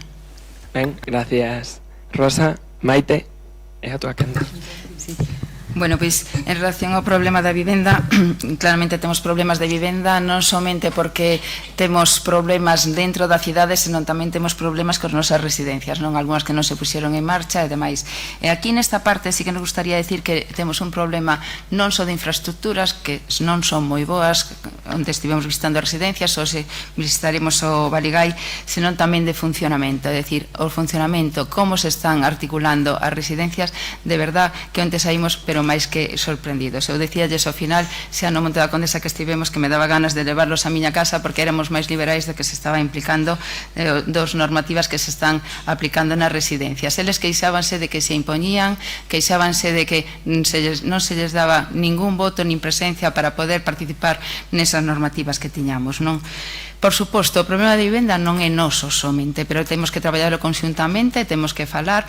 Desde que decidimos presentar a nosa candidatura, comezamos un pouco a traballar en todos os frontes. Xa se ten achegado a nós moita xente dicíndonos que eu tería un piso, pero poñería a disporse, me garantizades de alguna forma que o estudantado non o vai estropear. Entón, esa é unha parte, e outra tamén garantizar o noso estudantado que as vivenzas que lle podemos dar acceso a través dunha oficina pequena de traballo e demais, sexan sitios onde poder vivir, porque algúns de verdad que non poden ser calificados ca vivenda. Claro, onte vin as nosas residencias, pois algún tampouco pode ser calificado como vivenda, non? En relación á mellora da mobilidade do campus, nos xa falamos tanto aquí, falamos en Santiago ca alcaldesa de Santiago, falaremos estes próximos días co alcalde de aquí, porque lle pidemos vez o 25 de novembro e debeu deixar aí esmorecidos para darnos vez e falar con el. Trasladaremos de a importancia e relevancia que ten non somente a vivenda aquí, senón mellorar, como decíades vos, os problemas de comunicacións para que poida haber outros sitios alrededor onde podamos vivir mellorando as comunicacións. Ben, gracias. María José. Sí, ben, bueno, nos temos que empezar por poñer en valor o noso sistema universitario de residencias con todas as deficiencias que ten e na nosa proposta de goberno pois inclúese un plan de infraestructuras para o sistema universitario de residencias que nunca é suficiente, pero tampouco está nas mellores condicións. Un plan específico para a residencia Baligái. Nos hai moitos meses que visitamos esa residencia, coñecemos de primeira man cales son as necesidades en moitos sentidos e, polo tanto, a nosa intención é, dentro dese plan de infraestructuras para o sistema universitario de residencias, que haxa unha parte específica para organizar unha intervención directa neste espazo. Dese plan de investimentos para o sistema universitario de residencias estaríamos falando de introducir unha partida específica que nunca existiu nos orzamentos da Universidade de Santiago para o mantemento do sistema universitario de residencias. Nos cálculos que nos fixemos poderíamos contar cun investimento de 300.000 euros. Eso permitiría manter en mellores condicións as residencias universitarias que temos nestes momentos e buscar solucións para ter espazos dignos, que en moitos casos non nos temos nestes momentos. Tamén coincido que parte do problema da vivenda non depende en exclusiva da universidade.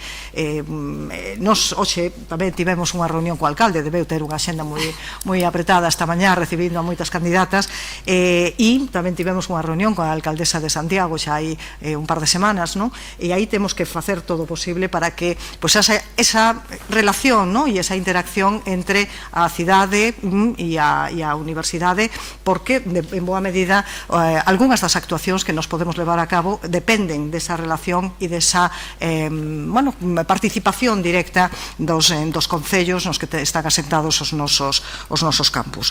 Podes comentar? Non, van os 2 minutos xa despois. Alba. Alegrámonos que o tema da vivenda que pusemos sobre a mesa ao principio, xusto cando anunciei a miña candidatura, como un dos principais factores de desigualdade social no acceso á universidade, se xa era un debate común. E nos aí fixemos distintas propostas desde o principio e actuamos desde hai tempo. Presentamos no claustro unha iniciativa hai 2 anos para que se reabrirá o San Clemente e que fora unha prioridade nos orzamentos xa do ano anterior, cousa que non foi así. E esa é unha das cousas que queríamos facer. Pero en Lugo nos detectamos que hai unha residencia da Xunta que está en semi-desuso, que só se usa para campamentos do verán, que é a LUC 2, que creo que lle debemos pedir á Xunta que fa unha pequena rehabilitación, porque está un pouco anticuada, e que se abra para uso universitario. A Xunta acaba de facer unha aposta por ter aloxamento universitario, din que van a construir unha residencia en Santiago, outra en Coruña, e por que non rehabilitar o San Clemente e rehabilitar a LUC 2 para ter a curto prazo, non a 7 anos vista, máis aloxamento universitario. Ademais diso, fixemos unha achega ao Plan Estatal de Vivenda que pechou o plazo de alegacións para que o Plan Estatal de Vivenda teña unha liña orzamentaria que destina as comunidades autónomas para o aloxamento universitario, porque isto non é algo que pase exclusivamente aquí e pensamos que nas achegas do Plan Estatal de Vivenda ten que haber axudas da vivenda. E despois, cando se fala destas cuestións, eu creo que non hai que falar con ocurrencias. Nos estamos falando porque traballamos en temas de políticas de vivenda, en investigación, e claro, decir que a universidade se vai a convertir en avalista dos propietarios das vivendas a mí me parece unha ocurrencia. Eso non é o que ten que facer a Universidade de Santiago, entre outras cousas porque o Ministerio, o Goberno Central, aprobou unha liña de avais a finales de decembro para facer ese tipo de políticas que non son sempre efectivas. Entón, a Universidade de Santiago o que ten que facer é ser un actor firme na defensa de que as institucións que teñen competencias en política de vivenda, neste caso a Xunta esencialmente, a alcalde de Lugo, nos reunimos con el o 9 de xaneiro, pero non lle pedimos que faga aloxamento universitario, temos que pedirle a Xunta. Ben, grazas. Vexo que todas as candidatas tocachedes moito o tema da vivenda, nos quedou gran parte a parte da mobilidade. que eu creo que especificamente para o campus de Lugo é esencial. É dos poucos campus galegos que non podemos vivir na nosa casa e desplazarnos cara ao campus. Entonces, porque os buses, Monbus e etcétera son terribles. Alba, sí.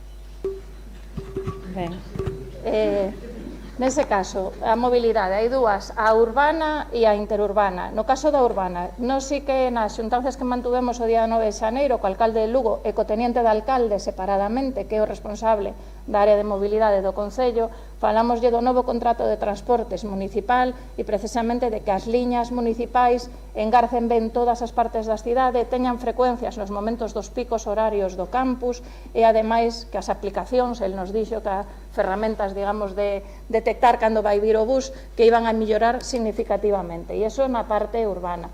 Na parte interurbana, sabemos a política da Xunta nos últimos anos, que é unha política de supresión de moitas liñas de autobuses e iso está penalizando especialmente a comunicación da cidade de Lugo, incluso a comunicación da cidade de Lugo e con Santiago. Eu creo que aí digamos, a pelota está no tellado da Xunta, evidentemente non vai poñer liñas interurbanas á universidade, pero é unha cuestión na que, como reitora, sí que haberá que actuar para reforzar a comunicación deste campus e desta cidade, que non é específico do campus. Vale, algunha candidata? Lembrade que estamos aí en momento de 3 minutos abertos. Algunha... Rosa, por exemplo, mobilidade. Sí. Bueno, eu sí que, nada, como apuntaba agora Alba, o tema do plan de mobilidade do Concello, si que o Concello nos abre a porta tamén a escoitar cales son as demandas, no que reforza esas frecuencias horarias e despois no tema da mobilidade, da mobilidade da cidade, non da conexión coa cidade, obviamente hai que reclamar ás administracións, pero eu creo que nós tamén temos unha tarefa pendente da que teño que dicir que me convencestes despois de moitas xuntanzas aquí, non? Cando aparecía unha demanda repetida desa conexión entre Lugo e Compostela, entre Compostela e Lugo, non? Esa conexión bidireccional que, bueno, nós sí que nos comprometemos a estudar ou que recuperar unha conexión aí entre as dúas cidades, non somos unha universidade. Eu quería retomar unha cuestión, volvendo á parte de vivenda, que me quedou antes do que tamén pois comentamos esta mañá co alcalde, que está no noso programa, que son as iniciativas de vivenda dentro dunha perspectiva social, non? Nós apostamos por poñer en marcha, igual que teñen outras universidades, os programas de convivencia interxeneracional, vale? Que poidan tamén axudar a previr situacións de, paliar situacións de soidade non desexada, programas de vivenda no que o noso estudantado, as persoas da nosa universidade, pois poidan convivir en vivendas de autonomía de persoas con discapacidade. Hai moitos programas noutras universidades, mirada a Universidade de Barcelona, este tipo de programas onde hai un servizo á comunidade, unha participación social e, repito, non solucionamos o problema da vivenda, pero sí axudamos e axudamos en moitos frentes. E despois hai outras iniciativas xa dun pouco máis de alcance, pero que, bueno, pois que foron ben recibidas hoxe, foron ben recibidas fai unhas semanas tamén en Santiago, que é as iniciativas de vivenda comunitaria. Eu vos animo a que vexades un proxecto da Universidade Pablo de Olavide, que no ano 2003, co Concello de Sevilla, fixeron unha residencia no Polígono Sur, o Polígono Sur de Sevilla, un barrio con familias en situación, non sei, de exclusión social en moitos casos, onde o estudantado dispón dunha residencia e ao mesmo tempo fai iniciativas de participación social na comunidade. Vale? Aí hai marxe para a colaboración entre as administracións, repito, non estamos inventando nada, simplemente podemos tratar de trasladar ás nosas cidades esas iniciativas que están funcionando ben noutras universidades. Maite, Carmen. Sí, bueno, a nivel de mobilidade eu debo dicir que hoxe viñen en autobús, porque saía de aulas e non podía xa traer o coche, entón sorprendeume a frecuencia, ou mellor agora soa un pouco impopular dicilo, que hai entre Santiago e Lugo, porque eu cando era pequena, a miña mãe é de Lugo, non había, non, cando eu era nova, non, esta frecuencia.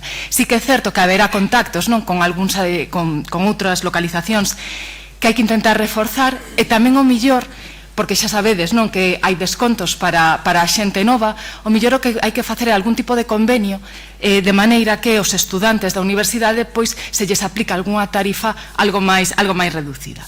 Dentro, con relación ao que sería o transporte dentro da propia cidade, xa o introduxeron as miñas compañeras, pero coido que cabe recalcalo cunha medida concreta. Creo que é un bo exemplo de como dentro da universidade podemos transferir o coñecemento para que realmente se apliquen a políticas sociais. O exemplo concreto, por que non podemos facer a comezos de curso, unha vez que xa temos a matrícula do estudantado, un mapa de densidade poblacional, ver onde viven os estudantes, para ver a que facultades teñen que ir e ver que fluxos, non, que rutas o mellor precisaban incrementarse.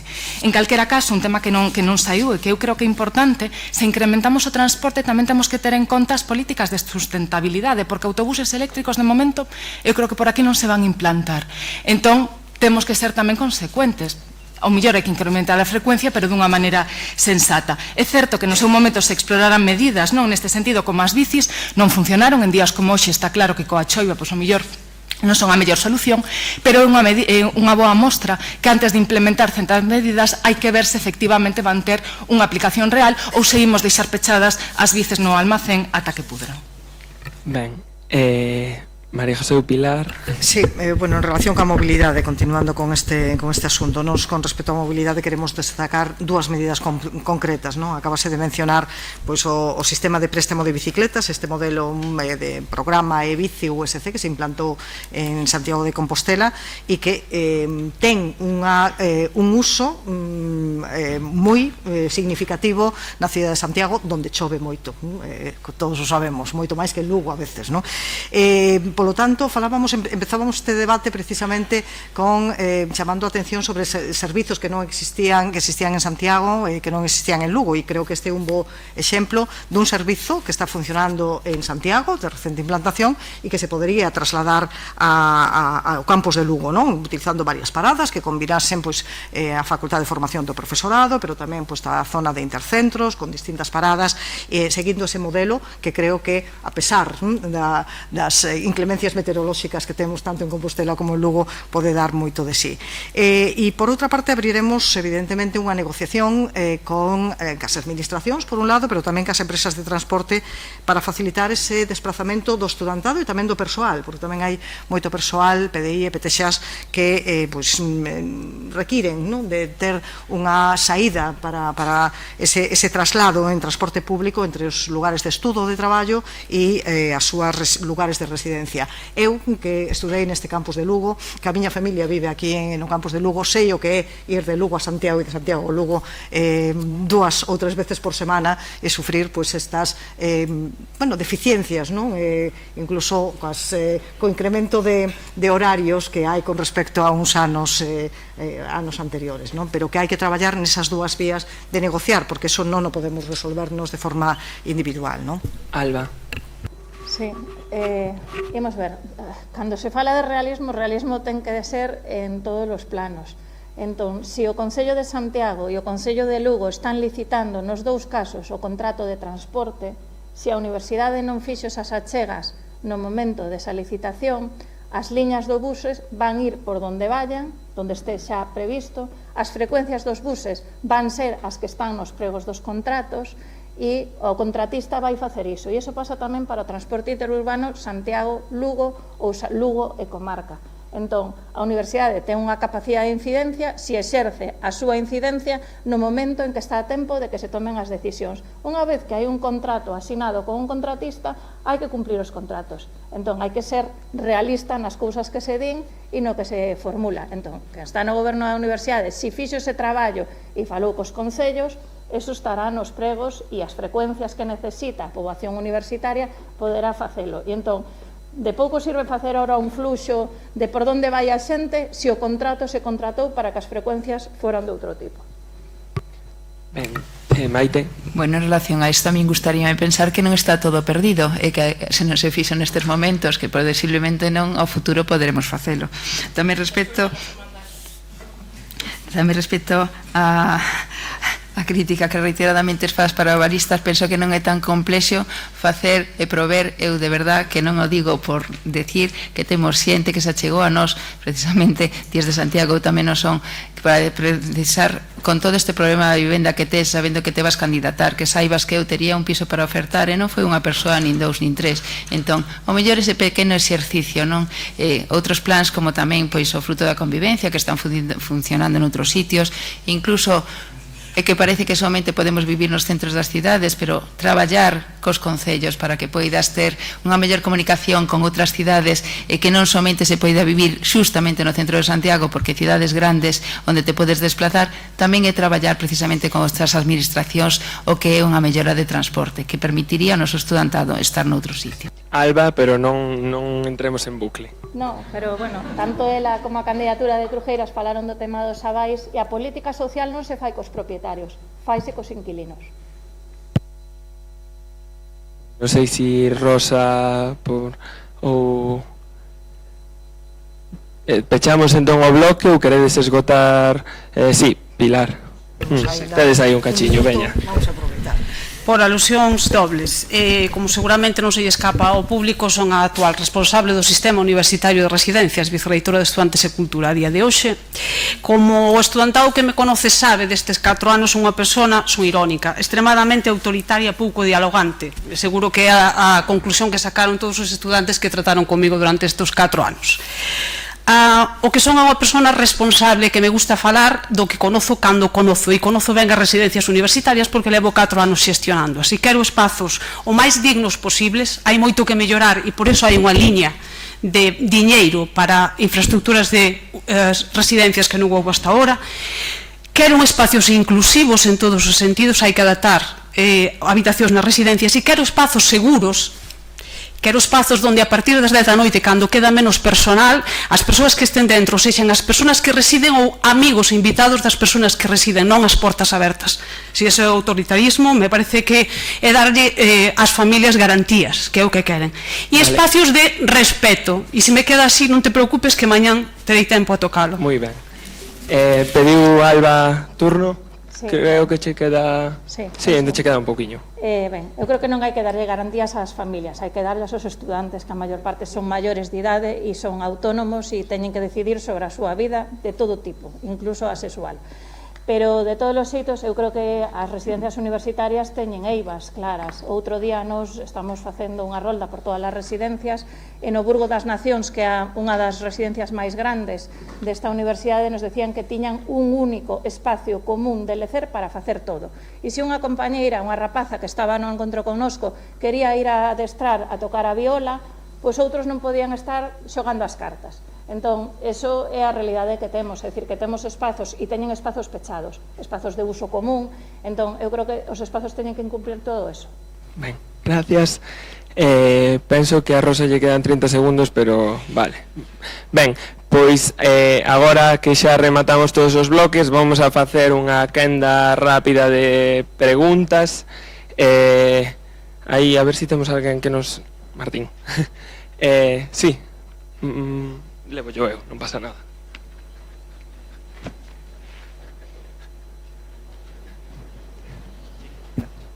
Hola, mucha suerte a todas. Antes de nada, yo quería preguntaros sobre el compromiso que tienen las candidatas con el campus de Lugo, porque yo como habitante de Lugo y ahora también nuevamente estudiante del campus de Lugo, que lo fui también en su día y ahora lo vuelvo a ser, he visto como de un tiempo a esta parte el campus se ha ido degradando enormemente. Hemos visto cómo se cerró el grado de topografía, vimos como un máster habilitante en ingeniería industrial duró 2 años y se cerró, creemos que por motivos políticos. Ahora está pasando también con enfermería. Entonces quería saber qué compromiso tienen ustedes con el campus, si opinan que hay que cerrar titulaciones. También se hablaba en los diarios, se comentaba que se quería cerrar el grado de Ingeniería de Procesos Químicos Industriales, al cual tuve la suerte de ser alumno hace muchos años. También se quería cerrar el grado de Ingeniería Civil, al cual ahora pertenezco como alumno. También vemos que tenemos un poco la sensación de que se ha ido que se ha ido degradando el campus y que falta que los alumnos, como lo soy yo en este caso de Ingeniería Civil o los de Procesos Químicos, vemos como no tenemos continuidad, es decir, acabamos el grado y no tenemos posibilidad de acceso al máster, nos tenemos que ir fuera a Asturias o a Vigo o a donde podamos para terminar nuestra formación. Entonces quería saber qué opinión les merece todos estos temas y qué compromiso tienen con el campus. Gracias. Ben, si poder responder en un minuto as cuestións, agradecémolo. E que comece a que queira comezar. Rosa. Nada, pois comezo eu. Creo que o noso compromiso co campus de Lugo é claro e se reflicte en distintos puntos. O primeiro, eu creo que temos que defender as titulacións que temos aquí, vale? E tamén apostar por novas titulacións de futuro, falabas cos centros, vale? Que temos moitas potencialidades no campus que temos que aproveitar. E eu creo que neso temos que ser firmes.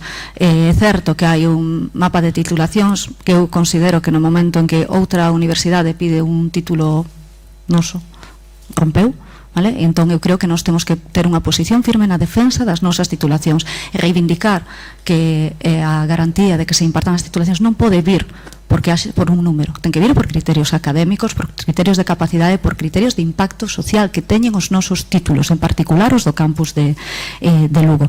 Pero eu son profe en Santiago, eu podo ser moi empática con Lugo, pero non estou aquí, virei. Pero aquí ten que haber presenza institucional, unha presenza institucional forte. Se goberna de Santiago para Lugo e de Lugo para Santiago. Entón, nos na nosa vicerreitoría apostamos por unha vicerreitoría de coordinación de campus con competencias, as que lle dé a reitora, e dúas vicerreitorías que estarían situadas aquí, a de Cultura, Lingua e Patrimonio e a de Innovación e Transferencia do Coñecemento. Vale, gracias, Rosa. Algúna candidata quere responder ás cuestións? Sí, Alba. Sí. E despois María José. Ben, con respecto á estrutura, nos somos a que levamos unha estrutura máis distinta, pero pensamos que é unha verdadeira aposta bicampus. Nos apostamos que porque todas as vicerreitorías teñan un cadro de mando, unha vicerreitora e unha xunta vicerreitora que cada unha sea dun campus. Se a vicerreitora de Lugo, como o caso de Teresa Rodríguez, que levará sustentabilidade de infraestructuras, o seu par será un asunto de Santiago e viceversa, de maneira que nos ámbitos onde están o exercicio das competencias e se toman as decisións, haxa persoas dos dous campos integradas. Con respecto ao tema das titulacións, eu creo que non chega, non abonda. Nos fixemos unha iniciativa no claustro para defender a autonomía universitaria, tamén xa hai máis de 2 anos, pero non abonda con facer programas. E a posición que se toma, as relacións que se ten en onde se toman as decisións son importantes. E no Consello Galego de Universidades, a nosa presidenta do Consello Social votou a favor de que a Universidade da Banca teña unha titulación de Dereito en contra de todos os decanos das universidades públicas. Temos tamén que mover os fíos fora da USC e non só facer dos defeitos. Ben, María José.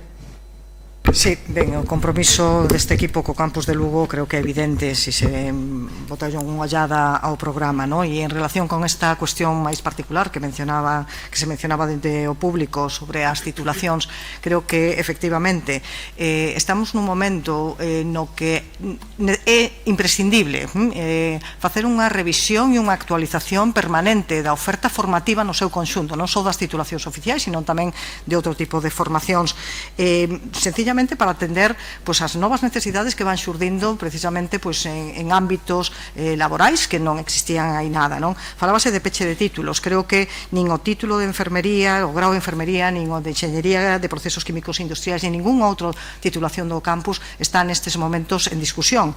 E tamén hai que valorar as novas apostas que se fixeron nos últimos anos de implantación de titulacións como robótica, como empresa de tecnoloxía, como bioquímica, como xestión cultural, que lle deron precisamente un impulso a este campus. E dende o noso proposta de equipo de goberno temos unha vicerreitoría de oferta formativa que ademais vai estar dirixida para toda a universidade, Compostela e Lugo e Compostela, por unha persoa deste campus. Gracias, María José. Maite.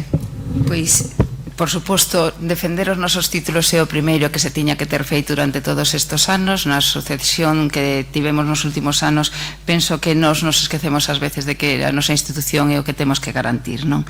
Dito isto, pois entendo que nós imos ter tedes no programa que vos invito a mirar, que colgamos aí de primeiros, precisamente unha parte toda dedicada a Lugo. Son máis de 27 páxinas dedicadas a Lugo, moitas accións concretas. Evidentemente imos ter un coordinador aquí en Lugo, vai ser o vicerrector, que é Luis Quintela, que é unha persoa que todos coñecemos, e volvo a instar un pouco a que miremos os equipos, que os integramos, porque o noso pasado dá conta de quenes somos. Bueno, pues, ás veces propoñer vicerreitores de Campus de Lugo que no seu momento tanto apostaron apoiando o equipo actual para cerrar, pechar espazos emblemáticos como é o Pazo de Montenegro, que xa falamos, ou incluso, pois que agora estabas a falar de enfermería, non? Pois intentar de aillar e non facer como cando como coordinador de colexio de decanos, invitar tamén a enfermería para que participasen nas súas problemas. Nos achegamos en algún momento a falar con eles e realmente tiñan esa sensación de que se lles deixou abandonados, non? Vale, gracias, por suposto que non imos ir cara non integrar titulacións. Ben, sí, despois vamos ler unha pregunta que nos chegou de QR e despois ti. Bueno, primero pedir disculpas a todas las preguntas del QR, que por lo tiempo hemos escogido solo una, y es: consideran proporcionado peso do estudantado nos órganos de goberno da USC, tendo en conta que é o colectivo máis numeroso da universidade? Quen quere comezar? É unha pregunta que dou eu, creo. Pois, si... Alba, dalle. O peso do estudantado é un peso que non é elevado. En todo caso, eu creo que o que temos sobre todo é que garantir que os estudantes participen. Formei parte da comisión electoral hasta hai uns meses, e hai 2 anos ou 3, non me acordo exactamente se hai foi 2 anos ou 3, o 70 e pico % dos postos de xunta de facultade quedaron sin cubrir do estudantado. E iso é unha cuestión grave. Eu daquela propuxen un par de accións na comisión electoral, bueno, Andrés era membro, non sei se daquela, que foi adiantar as eleccións de xunta de facultade non a final de curso como estaban sendo, sino a principio de curso, porque nos parecía que podía facilitar que os estudiantes se engancharan máis co proceso, e enviar un SMS e un anuncio, digamos, o propio día das eleccións para que eso se poidera facer. Entón, esas son formas, pero desde logo para nós é importante promover a participación e que eses espazos non queden vacantes. Eu creo que esa é a principal acción, a primeira medida que temos que tomar é mover a que os estudantes participen, porque isto é unha escola de formación democrática. Ben. Quen quere intervir agora? Pois eu mesma. Vale. Eu comezaba precisamente cando chegamos aquí dicindo que isto é un debate que convocaste esos estudantes para o estudantado. Eu pois hagas excepcións que por aí están dicindo que estudan, ou outras caras que se ven máis xóvenes, ou algún que posiblemente se nos escapen, non vexe a participación do estudantado. E fago esta crítica precisamente por reflexionar cal é o noso papel que non estamos xogando en conseguir que vos participedes dentro da universidade. O estudante non pode pasar pola universidade como se pasara por calquera sitio. Nos recordamos a nosa vivencia na universidade como realmente enriquecedora. Temos que ser capaces de que vos participedes na universidade, darvos voz e darvos voto. María José. Ben, nos propoñemos entre as nosas accións un plan plurianual de participación estudantil e que non sexa unha mera declaración de intención, sino un proceso real, partindo do diagnóstico da situación actual e do diálogo cos centros, co Consello do Estudantado, pero tamén con todas as asociacións e con todos os representantes de estudantes de todos os colectivos que forman parte da USC. Por lo tanto, nos apostamos por ese plan de participación estudantil como a mellor forma de fomentar a participación e de que teña tamén un maior peso e unha maior relevancia nos órganos de goberno e nos órganos de decisión da universidade.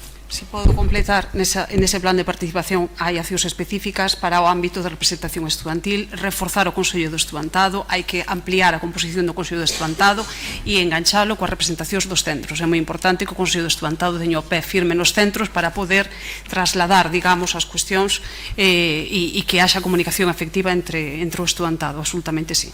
Vale, Rosa. Eu creo que a preocupación pola participación do estudantado creo que habemos na inmensa maioría dos centros, non hai unhas excepcións onde o estudantado participa activamente nas xuntas, pero isto non é xeral, non en todos os centros. Eu creo que temos que aprender desas iniciativas, non, que abrir eses espazos de diálogo que dan pé ao estudantado a participar, e temos que pensar tamén, eu creo que aí é importante facer a diagnose de por que non están, non? E é certo que o voso paso pola universidade é breve, nos podemos votar aquí 30, 40 anos, o voso é breve, e penso que ás veces non se entende que o que podedes cambiar. O que pasa é que non o cambiades para vos, o cambiades para os que veñen despois, non? Entón creo que tamén temos que reflexionar un pouco sobre a xenerosidade, non? Que supón que vos invistades tamén o voso tempo, non, nas actividades de participación estudiantil.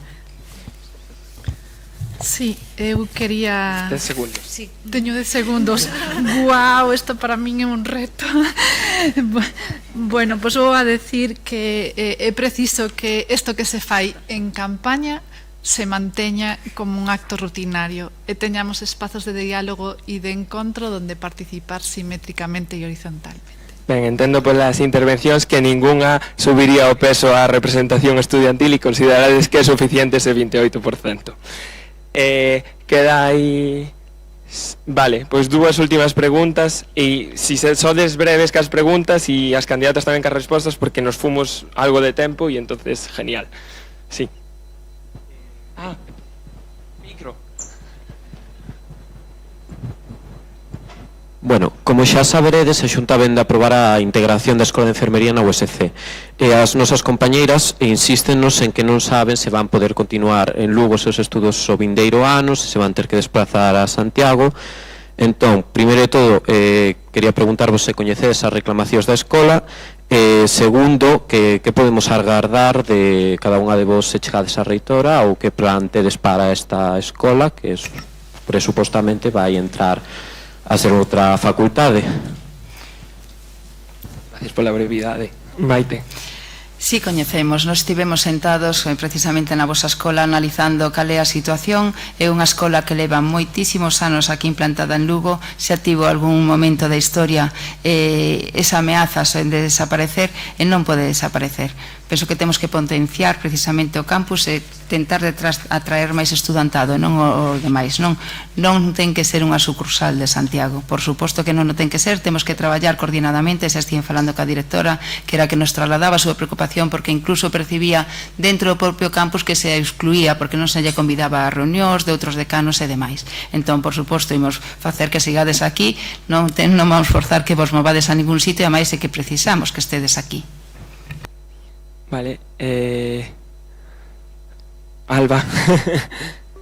Ben, nos convidamos tamén as nosas xuntanzas, de feito estuvo a vosa decana en algún dos nosos encontros, e a cuestión é que nos pensamos que entra dentro da estrategia científica deste campus esa idea de One Health, complétase cos estudos de enfermería. De feito, hai xente desa escola de enfermería que ten relación, digamos que está formada dentro de doutoramentos e dirixidas por xente que está nas nosas actuales titulacións. En concreto, pois hai persoas de veterinaria que dirixiron teses de doutoramento de persoas de enfermería, e que o que ten que haber é un proceso de integración que facilite que a adquisición, digamos, de toda esa necesidade de doutores e de profesorado acreditado que implica toda a integración este lista, pero desde logo defendemos que forma parte do que é o núcleo da estrategia científica deste campus sin ningún tipo de problema. Gracias, Alba. Rosa. Bueno, nos sí que tamén fai meses de feito sí que hai manifestacións nesta liña, non, na integración como un centro propio dentro do campus por moitos motivos, non? Ninguén dubida da necesidade de formación de profesionais da enfermería hoxe en día, un centro que ten capacidade de ampliación de prazas, temos un hospital a disposición do estudantado do centro, e eu quería tamén apuntar dúas cuestións que son relevantes e que distinguen a este centro. O primeiro é a traxectoria que tivo no desenvolvemento dos estudos de enfermería. O título é compartido entre a Facultade de Enfermería de Santiago, a Escola Universitaria de Enfermería daqui de Lugo. Na primeira acreditación do título se sinalaron algunhas cuestións a corrixir, como a porcentaxe de doutores, por exemplo, a organización das prácticas, e o centro puxo todo o seu empeño en corrixir esas eivas. Melloraron moitísimo nos últimos anos, están nun nivel máis que aceptable profesorado doutor, que ademais coas xubilacións, digamos que xa entra no que marca a legislación. E despois eu tamén quero apelar un segundo ao que supuxo a Facultade de Enfermería para este campus, dando a oportunidade a moitas mulleres de provincia de comezar estudos universitarios. Vale. María José. Ben, falamos da continuidade dos estudos de enfermería no campus de Lugo. Creo que eso non está en discusión en ningún momento, non? De feito, este proceso de integración o que garante precisamente esa continuidade. A Escola de Enfermería do campus de Lugo ten unha elevadísima aceptación por parte do estudantado, ten unha captación de estudantes de novo ingreso anuais innegable, incrementáronse o número de prazas, incrementouse o número de prazas nos últimos anos, subindo proporcionalmente o máximo que nos permitían dende a Consellería ata as 83 plazas que se ofertan nestes momentos. A Consellería de Sanidade tiña ademais moito interese en seguir incrementando esas plazas, pero a Consellería de Educación, Ciencia, Universidades e Formación Profesional non o autorizou. Tamén hai que incidir en que ten uns excelentes indicadores, que ten unha excelente formación e que eso non está en discusión, e que a integración da escola na estrutura, digamos, de goberno, da arquitectura de centros da universidade, é precisamente o que garante esa continuidade. O título é único, non é que sexa un título que sexan dous títulos, sino que é un título único que se imparte en dous centros, e así deberá ser. Gracias, María José. Sentímolo que non temos tempo para máis preguntas, porque xa é tardísimo, as candidatas estarán cansadísimas, entón pasamos ao minuto xa final que presenta a miña compi. Bueno, muchas gracias a todas las candidatas por presentar sus opciones para el alumnado. Igual, muchas gracias. Y ahora, por último, llegó un momento do minuto de euro. Cada candidata tendrá un minuto para dar o peche a convidar a los estudiantes a votar. Empezamos con Rosa. Con Maite, perdona. Bueno, as 4 candidatas que estamos aquí temos un denominador común e moitos feitos diferenciales. O denominador común é que as 4 recoñecemos que hai moitas cousas por mudar, enfrentar e modificar para que teñamos unha universidade da que nos poidamos sentir orgullosos, pero os feitos diferencial comenzan cando comenzamos tamén a comparar as nosas trayectorias, os nosos equipos e as nosas responsabilidades nos feitos que nos teñen levado ata aquí. Nós non temos responsabilidade en ningún dos feitos que se fixeron, nen avalamos nen postulamos, e neste momento temos unha situación da que non nos consideramos para nada responsables. Eu invito-vos a coñecer de miúdo as máis de 400 accións que temos, en particular todas as accións que temos para o campus de Lugo. Está claro que nós imos traballar co carácter institucional que nos avala a cada un dos que integramos esta candidatura. Pídovos, por tanto, o voto para o día 12. Pídovos tamén que se seades quen de mobilizar voto, de mobilizar o resto do estudantado. Queríades máis representación, eu non sei se máis representación ou non, pero que teñemos claro é que ten que haber máis axentes involucrados do estudantado. Ahora sí, continuamos con la candidatura de María José. Ben, pois eu quero rematar este debate con unha idea moi simple, non? A USC necesita contar co seu estudantado como unha forza transformadora do que queremos para a universidade dos próximos anos, non? E a nosa candidatura entendemos que representa precisamente pois esa aposta, non? Unha maior participación, un maior reconocemento, máis espazos, máis servizos, máis oportunidades para todos os nosos estudantes. E comprometémonos con un plan realista, con un plan dialogado, con un plan pensado a medio e a longo prazo, con reforzar servizos, como xa dixemos, con abrir portas e facilitar a vida universitaria e con darlle voz a ese estudantado que a través das distintas estruturas de representación estudantil pois poidan aportar a construir esa universidade máis forte, máis unida, e este proxecto é para todos nós, incluído evidentemente o estudantado, e que cas vosas ideas e que a vosa participación será posible. E, polo tanto, tamén eu pido vos o apoio nas eleccións do vindeiro día 12 para construir xuntos esa USC máis forte e que conte e que donde o estudantado conte, donde participe e donde decida, porque ese momento comeza agora. Muchas gracias, María José. Ahora sí continuamos con la candidatura de Alba. Nos formamos parte dun proxecto colectivo que leva actuando no claustro, no Consello de Goberno, facendo propostas para mellorar unha universidade que é moi boa e que ten que seguir mellorando e que ten que dar pasos para consolidar a súa oferta académica, para consolidar os seus servizos e para apostar pola comunidade universitaria. E no caso do estudantado, a reflexión que fago é que tedes un poder co voso voto que non é frecuente que se teña en ningún servicio público. Só no ensino medio e na universidade os usuarios dos servizos públicos poden cambiar o que se fan neles, non para mañán, tamén para hoxe. Tedes oportunidade co voso voto de cambiar cousa que non se pode facer cando ides a un hospital ou cando vos subides a un transporte público. Non escolledes quen vos vai a gobernar e que medidas se poden tomar. E esa importancia do poder que ten o voto da comunidade universitaria, pero tamén do estudantado, nos quixemos trasladalo ao proceso de estatutos, donde dixemos que isto mesmo que sucede na reitoría debería facerse nos decanatos, que é o que di a LOSU. O borrador que aprobaron as outras persoas, digamos, os seus representantes nesa comisión, non recollía eso. Muchas gracias a la candidatura de Alba. Candidatas, perdón, pero es que ya estamos muy fuera de tiempo y ahora sí, por último, vamos con el minuto de oro de la candidatura de Rosa. Bueno, estudantado, sabedes que vades a vivir un fito histórico. E por primeira vez en da creación da USC en 1495, hai 531 anos, nada menos, unha muller vai a ser reitora da USC. Por iso pedimos que esta campaña sea un exemplo de feminismo e de sororidade. Que o que propoñemos nos nosos programas, benestar, coidados, se aplique nas nosas accións, nas nosas prácticas durante este proceso de campaña. Dito isto, quero finalizar esta intervención cunha pregunta. Queremos reproducir prácticas opresoras políticas que danan non só individualmente, senón tamén o conxunto da comunidade, ou queremos construir comunidade, velar polo cuidado, pola inclusión, pola igualdade, pola diversidade, en definitiva, por construir unha USC máis xusta ou máis humana. Nós apostamos polo segundo, eu con Rosa. Ben, pois moitas gracias ás 4 candidatas, gracias ás persoas que asistichedes. Pechamos entón, mañá temos outro debate en Santiago con outros bloques que eu creo que tamén son de moito interese para o estudantado e animámosvos a seguilo. E nada máis, gracias e grazas a Sergio e a Martín e a todo o mundo.